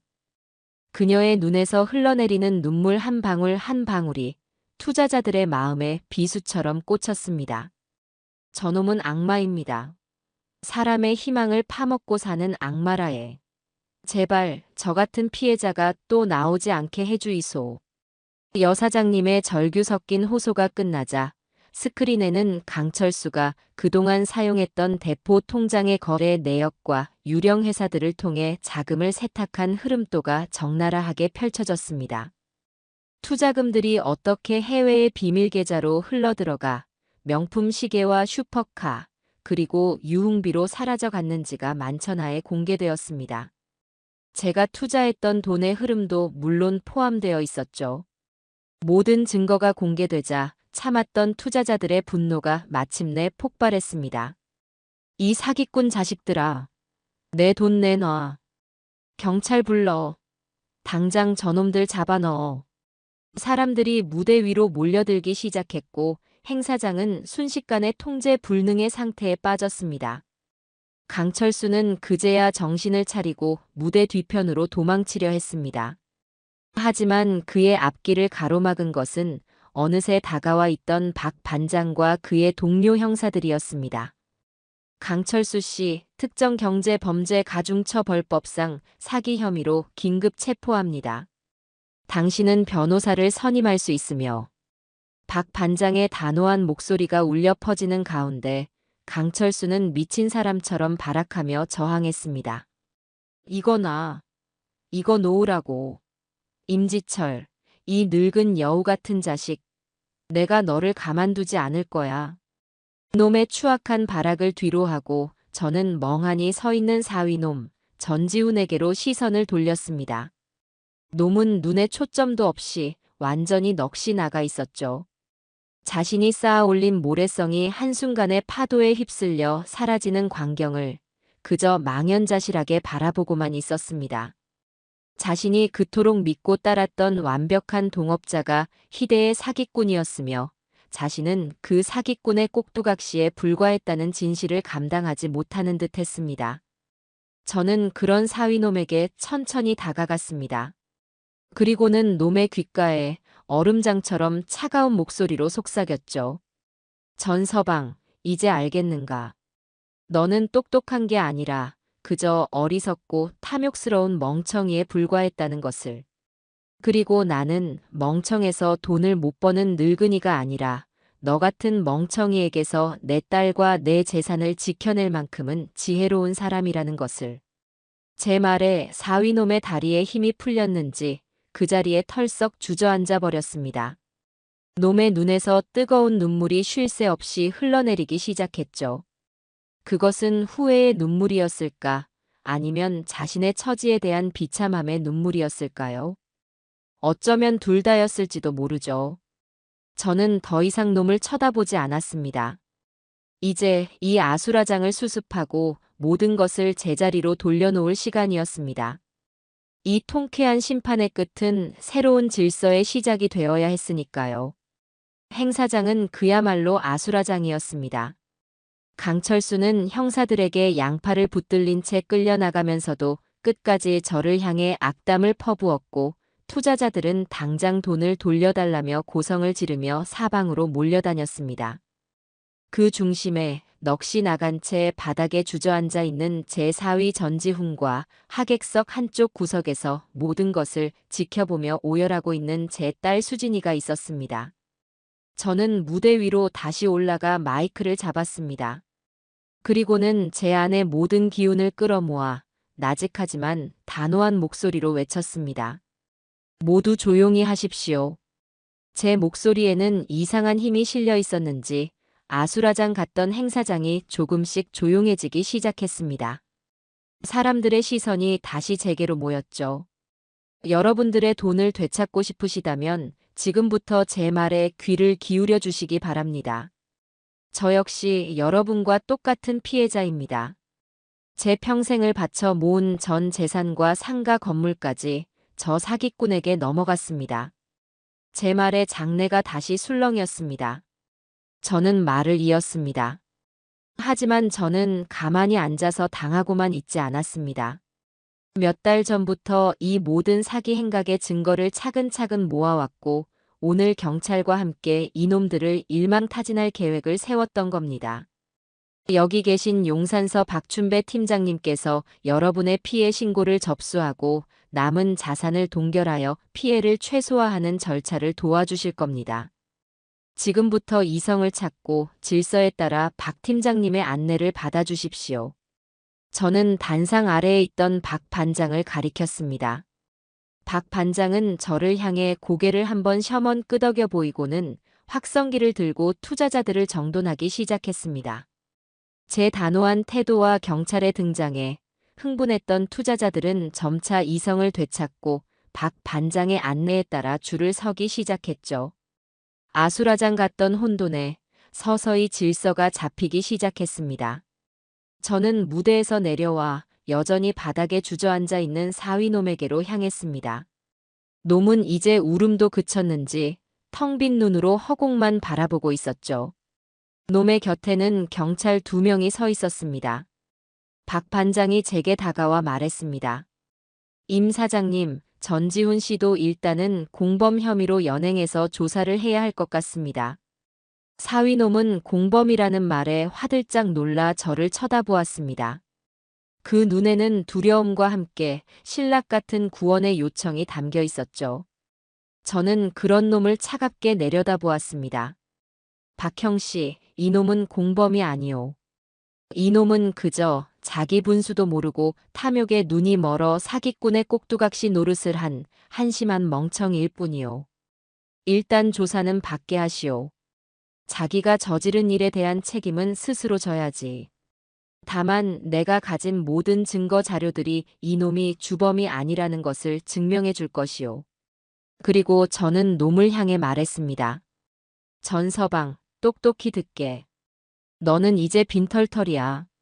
네 명의로 된 재산은커녕 빚만 산더미처럼 쌓여 있겠지. 하지만 내가 네 마지막 목숨줄은 살려주기로 했다. 감옥에 가는 최악의 상황은 면하게 해주겠다는 말이다. 제 말에 사위놈의 얼굴에 희미한 희망이 스쳐 지나갔습니다. 하지만 제 진짜 심판은 이제부터 시작이었습니다. 저는 행사장을 빠져나와 한쪽 구석에서 웅크린 채 울고 있는 딸 수진이에게로 향했습니다. 딸은 제가 다가오자 고개를 들지 못하고 어깨를 더욱 떨었죠. 아빠, 내가 잘못했어. 아빠 말을 들었어야 했는데. 이제야 알겠냐. 아비의 말을 무시하고 사내의 허황된 말에 노란한 대가가 얼마나 처참한지를. 저는 딸을 일으켜 세우지 않았습니다. 스스로의 잘못을 깨닫고 스스로 일어설 때까지 기다려야 했죠. 저는 딸의 곁을 지나치며 변호사에게 전화를 걸었습니다.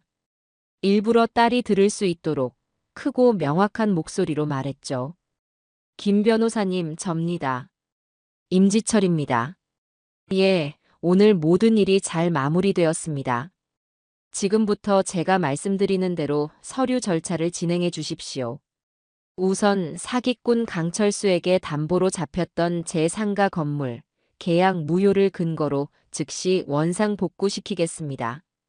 그리고 제가 투자했던 제 모든 현금 자산은 전지훈 씨가 대표로 있던 글로리 투자의 지분을 인수하는 형식으로 전환하겠습니다.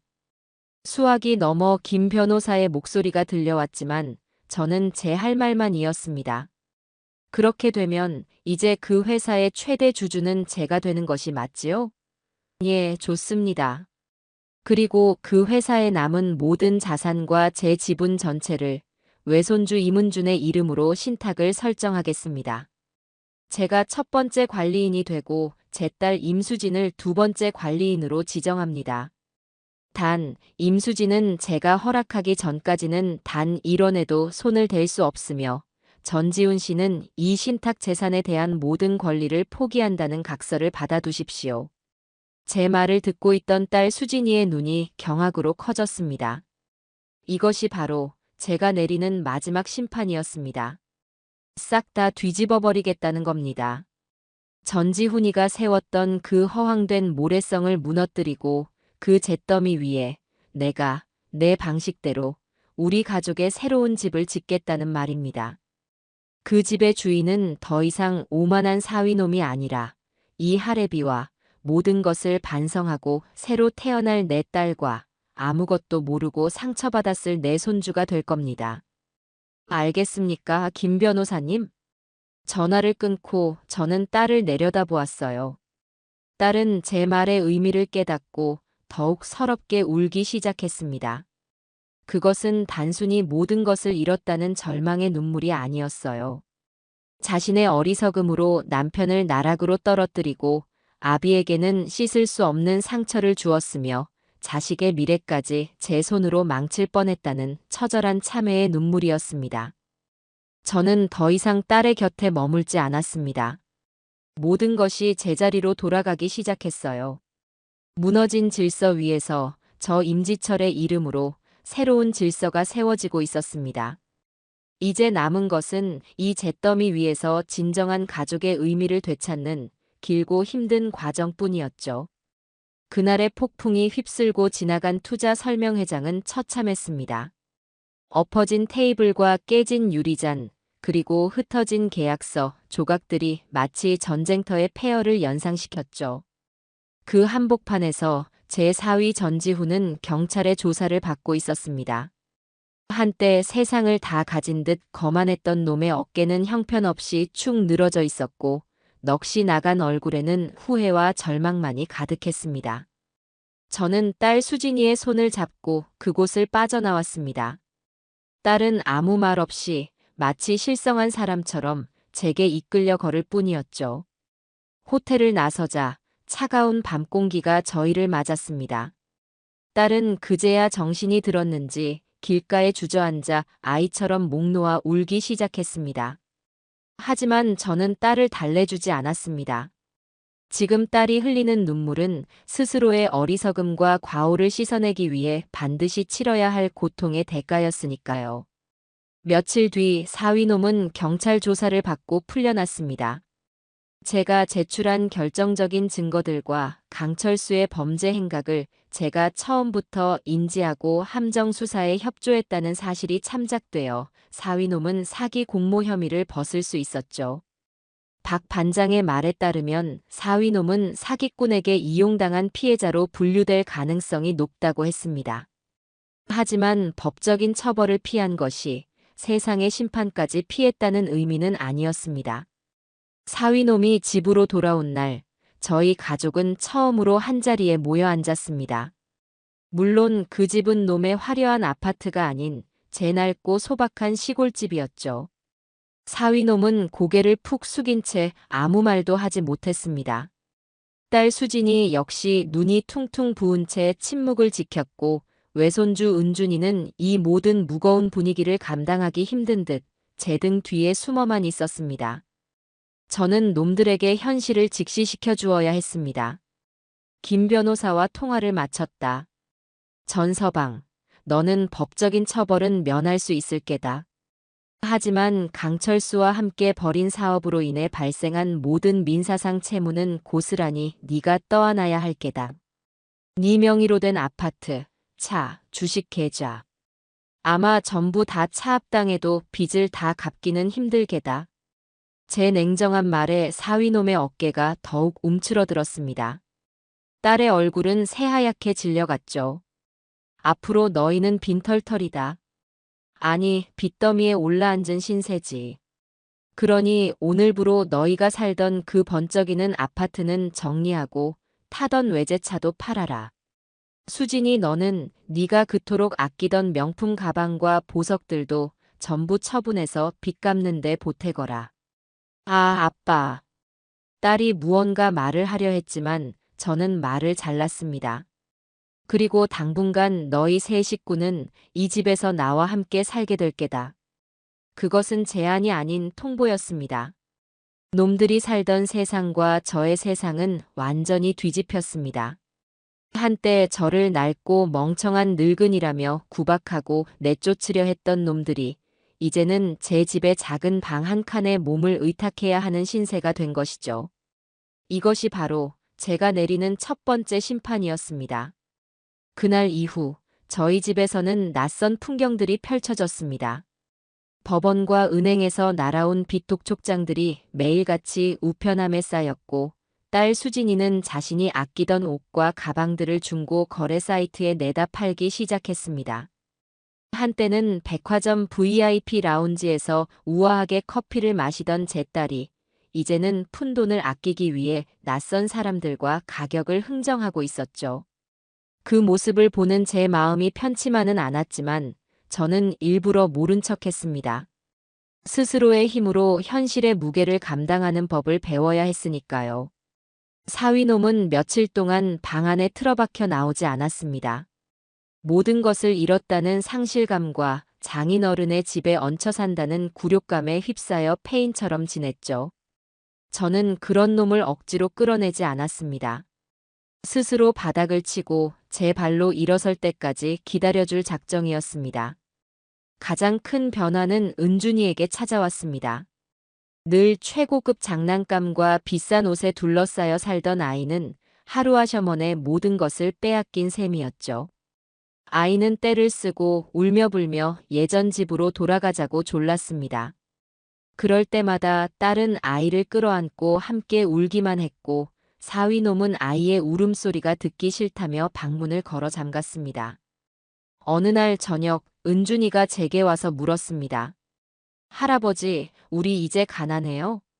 우리 아빠는 이제 멍청이가 된 거예요? 아이의 순수한 질문이 제 심장을 꿰뚫는 것 같았습니다. 저는 아이를 제 무릎에 앉히고 아이의 눈을 보며 차분하게 말해주었습니다. 은준아, 가난한 건 조금 불편한 거지 부끄러운 게 아니란다. 그리고 네 아빠는 멍청이가 된 게 아니라 아주 중요한 공부를 시작한 거란다. 진짜 똑똑한 사람이 되는 법을 말이야. 그 공부가 끝날 때쯤이면 은준이 아빠는 세상에서 가장 멋진 아빠가 되어 있을 게야. 그러니 우리 은준이가 아빠를 좀 도와줘야겠지? 아이는 제 말을 다 이해하지는 못했지만 가만히 고개를 끄덕였습니다. 저는 무너진 집의 기둥을 저 혼자 세울 수는 없다는 것을 알았습니다. 딸도 사위도 그리고 어린 손주까지. 우리 모두가 각자의 자리에서 힘을 보태야만 이 집은 다시 바로 설 수 있을 것이었습니다. 잿더미 위에서의 첫날은 그렇게 고통스럽지만 새로운 희망의 씨앗을 품은 채 저물어 가고 있었습니다. 사위놈이 방 안에 틀어박혀 지낸 지 일주일이 지났을 무렵 저는 더 이상 놈을 내버려 둘 수 없다고 판단했습니다. 썩은 상처는 놔두면 골마 터지는 법, 당장은 아프더라도 도려내야 새살이 돋아나는 것이었죠. 저는 아침 일찍 놈이 자고 있는 방문을 벌컥 열었습니다. 전서방, 해가 중천에 떴는데 언제까지 잠만 잘 텐가. 당장 일어나서 나 좀 따라 나서게. 놈은 부스스한 얼굴로 저를 올려다볼 뿐 움직일 생각을 하지 않았습니다. 제가 어딜 갑니까? 저는 이제 아무것도 할 수 없는 놈입니다. 그냥 이대로 죽게 내버려 두십시오. 패배감에 젖어 내뱉는 놈의 목소리에 저는 버럭 소리를 질렀습니다. 이놈, 네가 죽고 사는 건 네 마음대로 정하는 게 아니다. 네게는 아직 먹여 살려야 할 처자식이 있는 놈이야. 사내 자식이 그 정도 시련에 좌절해서야 쓰겠나. 당장 옷 갈아입고 나와. 제 불호령에 사위놈은 마지못해 자리에서 일어났습니다. 저는 놈을 제 낡은 트럭에 태우고 남대문 시장으로 향했습니다. 놈은 차에 타는 내내 창밖을 보며 깊은 한숨만 내쉴 뿐이었죠. 제가 놈을 데려간 곳은 시장에서도 가장 크고 정신없는 설렁탕 집의 뒷골목이었습니다. 뜨거운 김이 뿜어져 나오고 음식물 쓰레기 냄새가 진동하는 곳이었죠. 식당 주인은 저와는 수십 년을 형님 동생하며 지낸 사이였습니다. 형님, 이놈입니다. 오늘부터 여기서 일하기로 한 제 사위놈입니다. 다른 거 없습니다. 이놈한테 이 가게에서 가장 힘들고 가장 굳은 일을 시켜주십시오. 꾀부리거나 불평하면 저한테 말할 것도 없이 바로 몽둥이로 다리를 부러뜨려도 좋습니다. 제 말에 식당 주인은 껄껄 웃으며 사위놈의 어깨를 툭 쳤고 사위놈은 영문도 모른 채 어리둥절한 표정으로 서 있었습니다. 그렇게 전직 글로리 투자의 부사장이었던 전지훈의 첫 직장은 설렁탕 집의 주방 보조 겸 설거지 담당이 되었습니다. 놈의 첫날은 처참했습니다. 평생 손에 물 한 방울 안 묻히고 살아온 놈이 산더미처럼 쌓인 뚝배기와 씨름하려니 온몸이 땀으로 흠뻑 젖었죠. 뜨거운 물에 손은 퉁퉁 불었고 무거운 음식물 쓰레기통을 나르다 허리를 삐끗하기도 했습니다. 점심시간에는 구석에 쭈그리고 앉아 손님들이 남긴 깍두기 국물에 밥을 말아 허겁지겁 먹더군요. 한때는 최고급 레스토랑에서 스테이크를 썰던 놈의 모습이라고는 상상할 수도 없었습니다. 저는 그날 하루 종일 멀리서 그런 놈의 모습을 지켜보았습니다. 마음이 아프지 않았다면 거짓말이겠죠. 하지만 저는 독하게 마음먹었습니다. 놈은 지금 밥 한 그릇을 벌기 위해 얼마나 많은 땀과 노력이 필요한지를 그 밥 한 그릇의 무게를 온몸으로 배우고 있는 중이었습니다. 집에서는 딸 수진이의 수련이 시작되었습니다. 저는 딸에게 낡은 가계부 한 권과 일주일에 쓸 생활비 10만 원을 쥐어주었습니다. 오늘부터 이 집의 모든 살림은 네가 맡는다. 이 돈으로 우리 네 식구가 일주일을 살아야 한다. 단 1원이라도 허투루 써서는 안 된다. 모든 지출 내역은 이 가계부에 꼼꼼하게 기록해서 매주 나에게 검사를 받도록 해라. 한때는 수백만 원짜리 가방을 눈 하나 깜짝 안 하고 사던 딸에게 일주일 10만 원은 사형 선고나 다름없었을 겁니다. 딸은 울상이 되어 시장으로 향했죠. 저는 몰래 딸의 뒤를 따라 나섰습니다. 아니나 다를까 딸은 시장 물정을 전혀 몰랐습니다. 콩나물 한 봉지에 얼마인지 두부 한 모에 얼마인지도 몰라 어쩔 줄 몰라 했죠. 시장 상인들의 기세에 눌려 바가지를 쓰기도 하고 필요 없는 물건을 사기도 했습니다. 그렇게 며칠이 지나고 딸은 점점 시장의 생리를 터득하기 시작했습니다.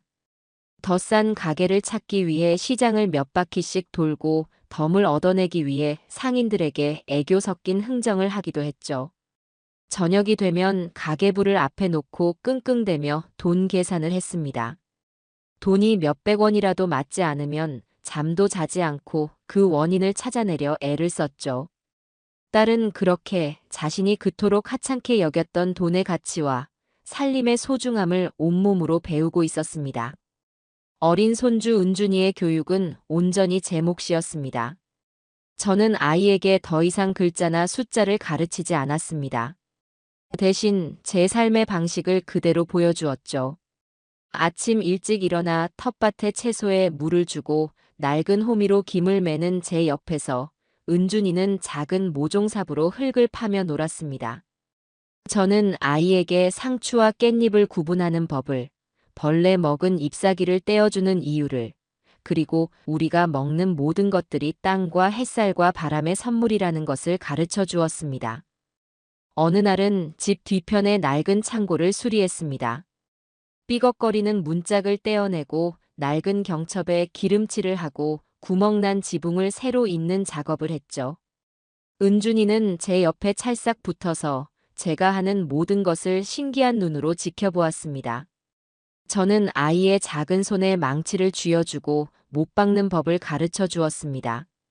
삐뚤빼뚤 서툴게 박힌 못이었지만 저는 아이를 크게 칭찬해 주었죠. 우리 은준이가 박은 이 못 덕분에 이제 이 창고는 10년은 더 끄떡없겠구나. 정말 대단하다 우리 강아지. 제 칭찬에 아이는 세상을 다 얻은 것처럼 뿌듯한 표정을 지었습니다. 아이는 그렇게 장난감을 사는 즐거움이 아닌 무언가를 제 손으로 직접 고치고 만들어내는 성취의 기쁨을 배워가고 있었습니다.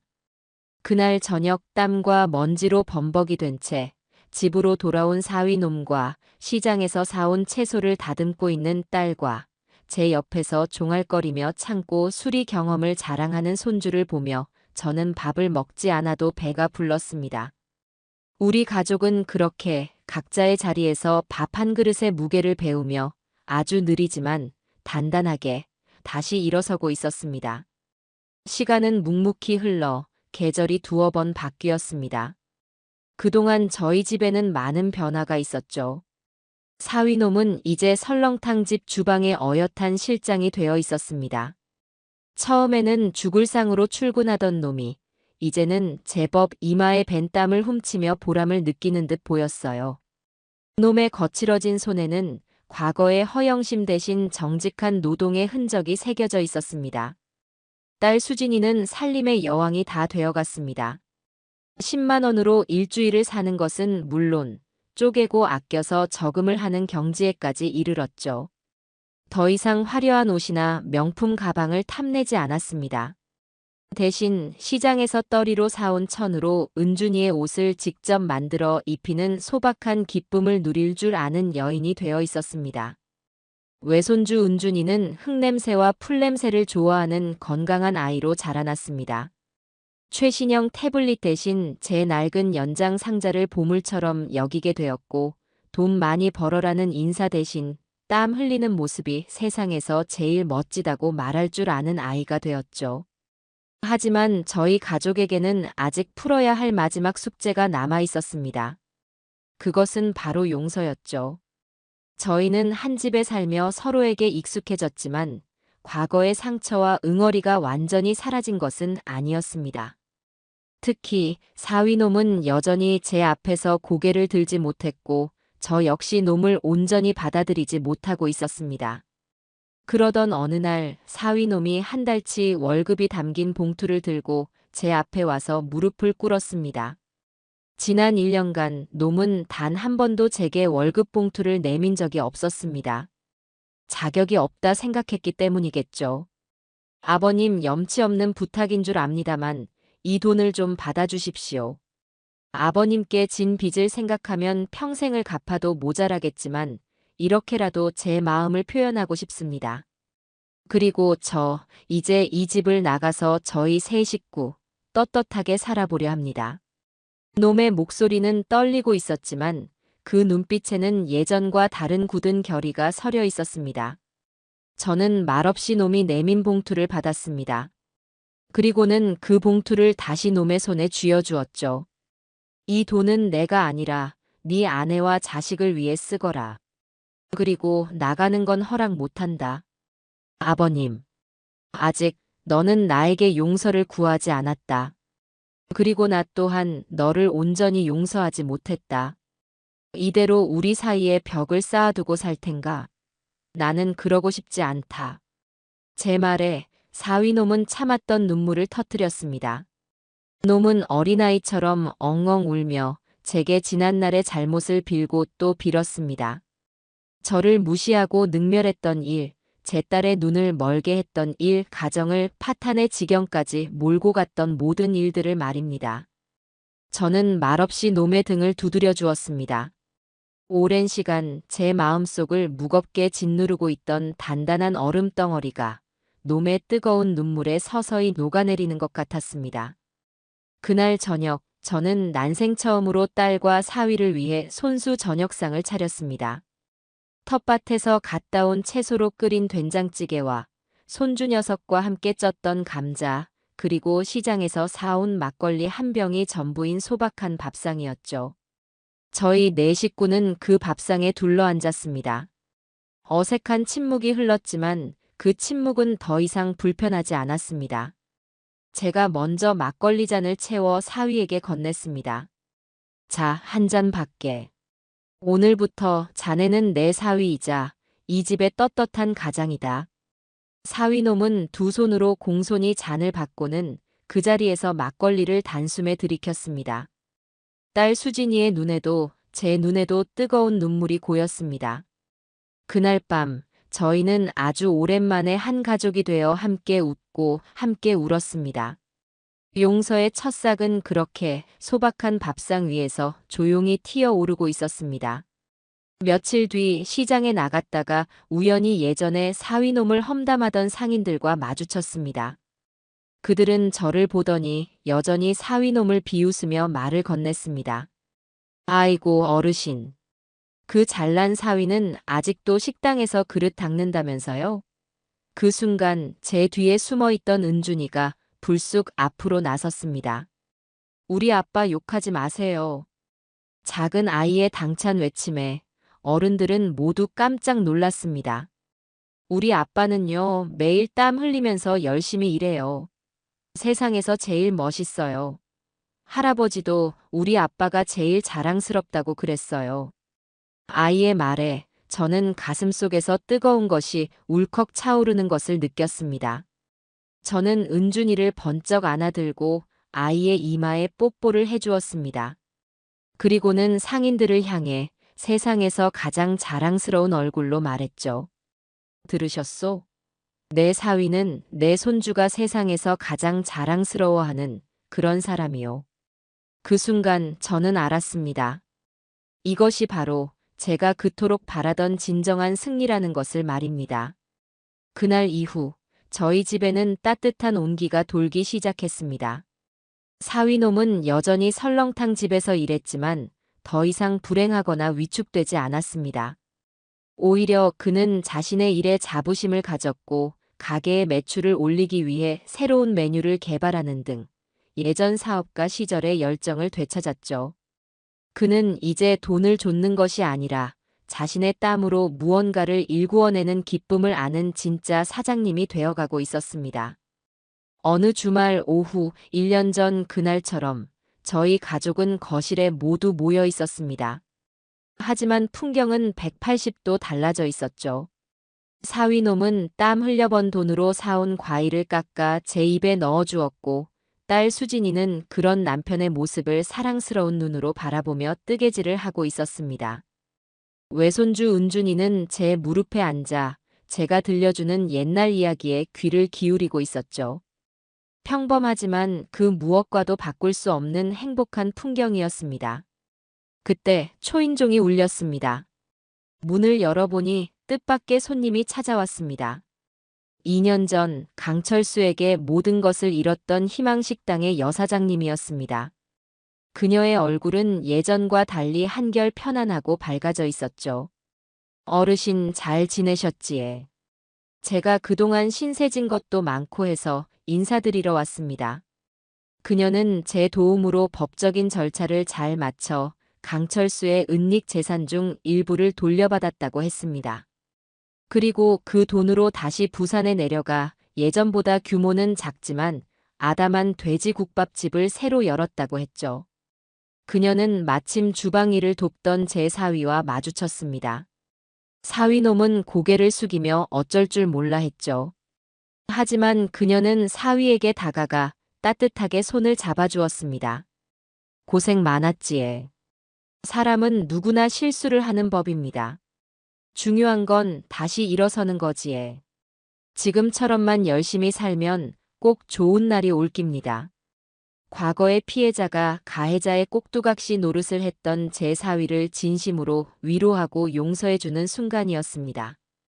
저는 그 모습을 보며 이 길고 긴 싸움이 이제야 비로소 완전히 끝났다는 것을 실감했습니다. 며칠 뒤 사위놈이 저를 조용히 서재로 불렀습니다. 그리고는 제 앞에 서류 한 뭉치를 내밀었죠.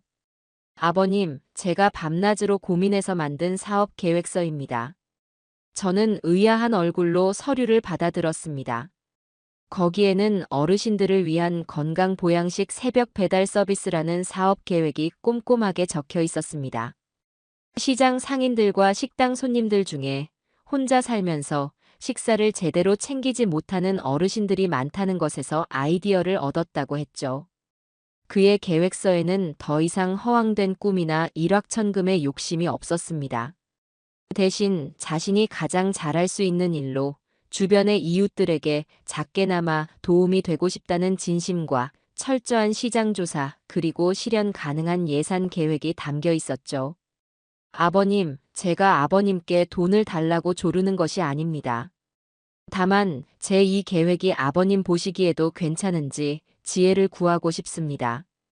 그리고 만약에 아버님께서도 이 사업의 가치를 인정해 주신다면 은준이 앞으로 해두신 신탁 자금에서 아주 조금만 정식으로 대출을 받고 싶습니다. 물론 은행 이자보다 더 높은 이자를 쳐서 매달 꼬박꼬박 갚아나가겠습니다. 아버님 돈을 거저먹으려는 게 아니라 아버님의 지혜와 믿음을 빌려 제 힘으로 떳떳하게 다시 한번 일어서고 싶습니다.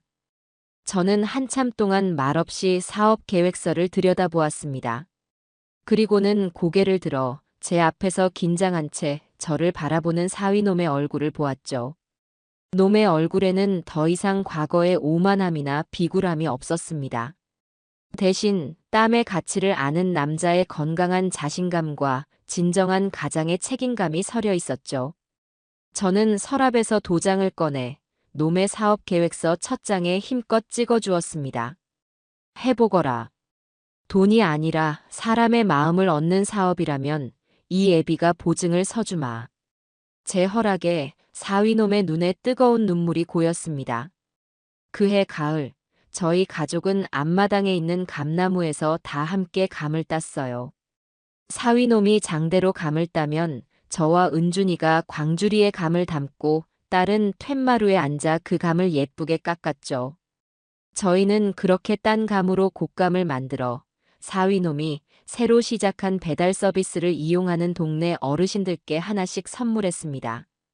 저는 툇마루에 앉아 정답게 웃고 떠들며 함께 일하는 제 가족의 모습을 바라보았어요. 한때는 콩가루처럼 흩어져 서로를 핥히고 상처 입혔던 우리였죠. 하지만 이제 저희는 시련이라는 것엔 비바람을 함께 이겨내고 더욱 단단해진 하나의 뿌리를 가진 나무가 되었죠. 저는 더 이상 멍청해서 돈 못 버는 늙은이가 아니었습니다. 돈으로 살 수 없는 가족의 행복을 지켜낸 세상에서 가장 지혜롭고 부유한 사람이었죠. 제 옆에 다가와 앉은 손주 은준이가 제 어깨에 머리를 기댔어요. 멀리서 불어오는 상쾌한 가을바람에 잘 마른 곶감의 달콤한 냄새가 실려왔습니다. 모든 것이 제자리를 찾았어요.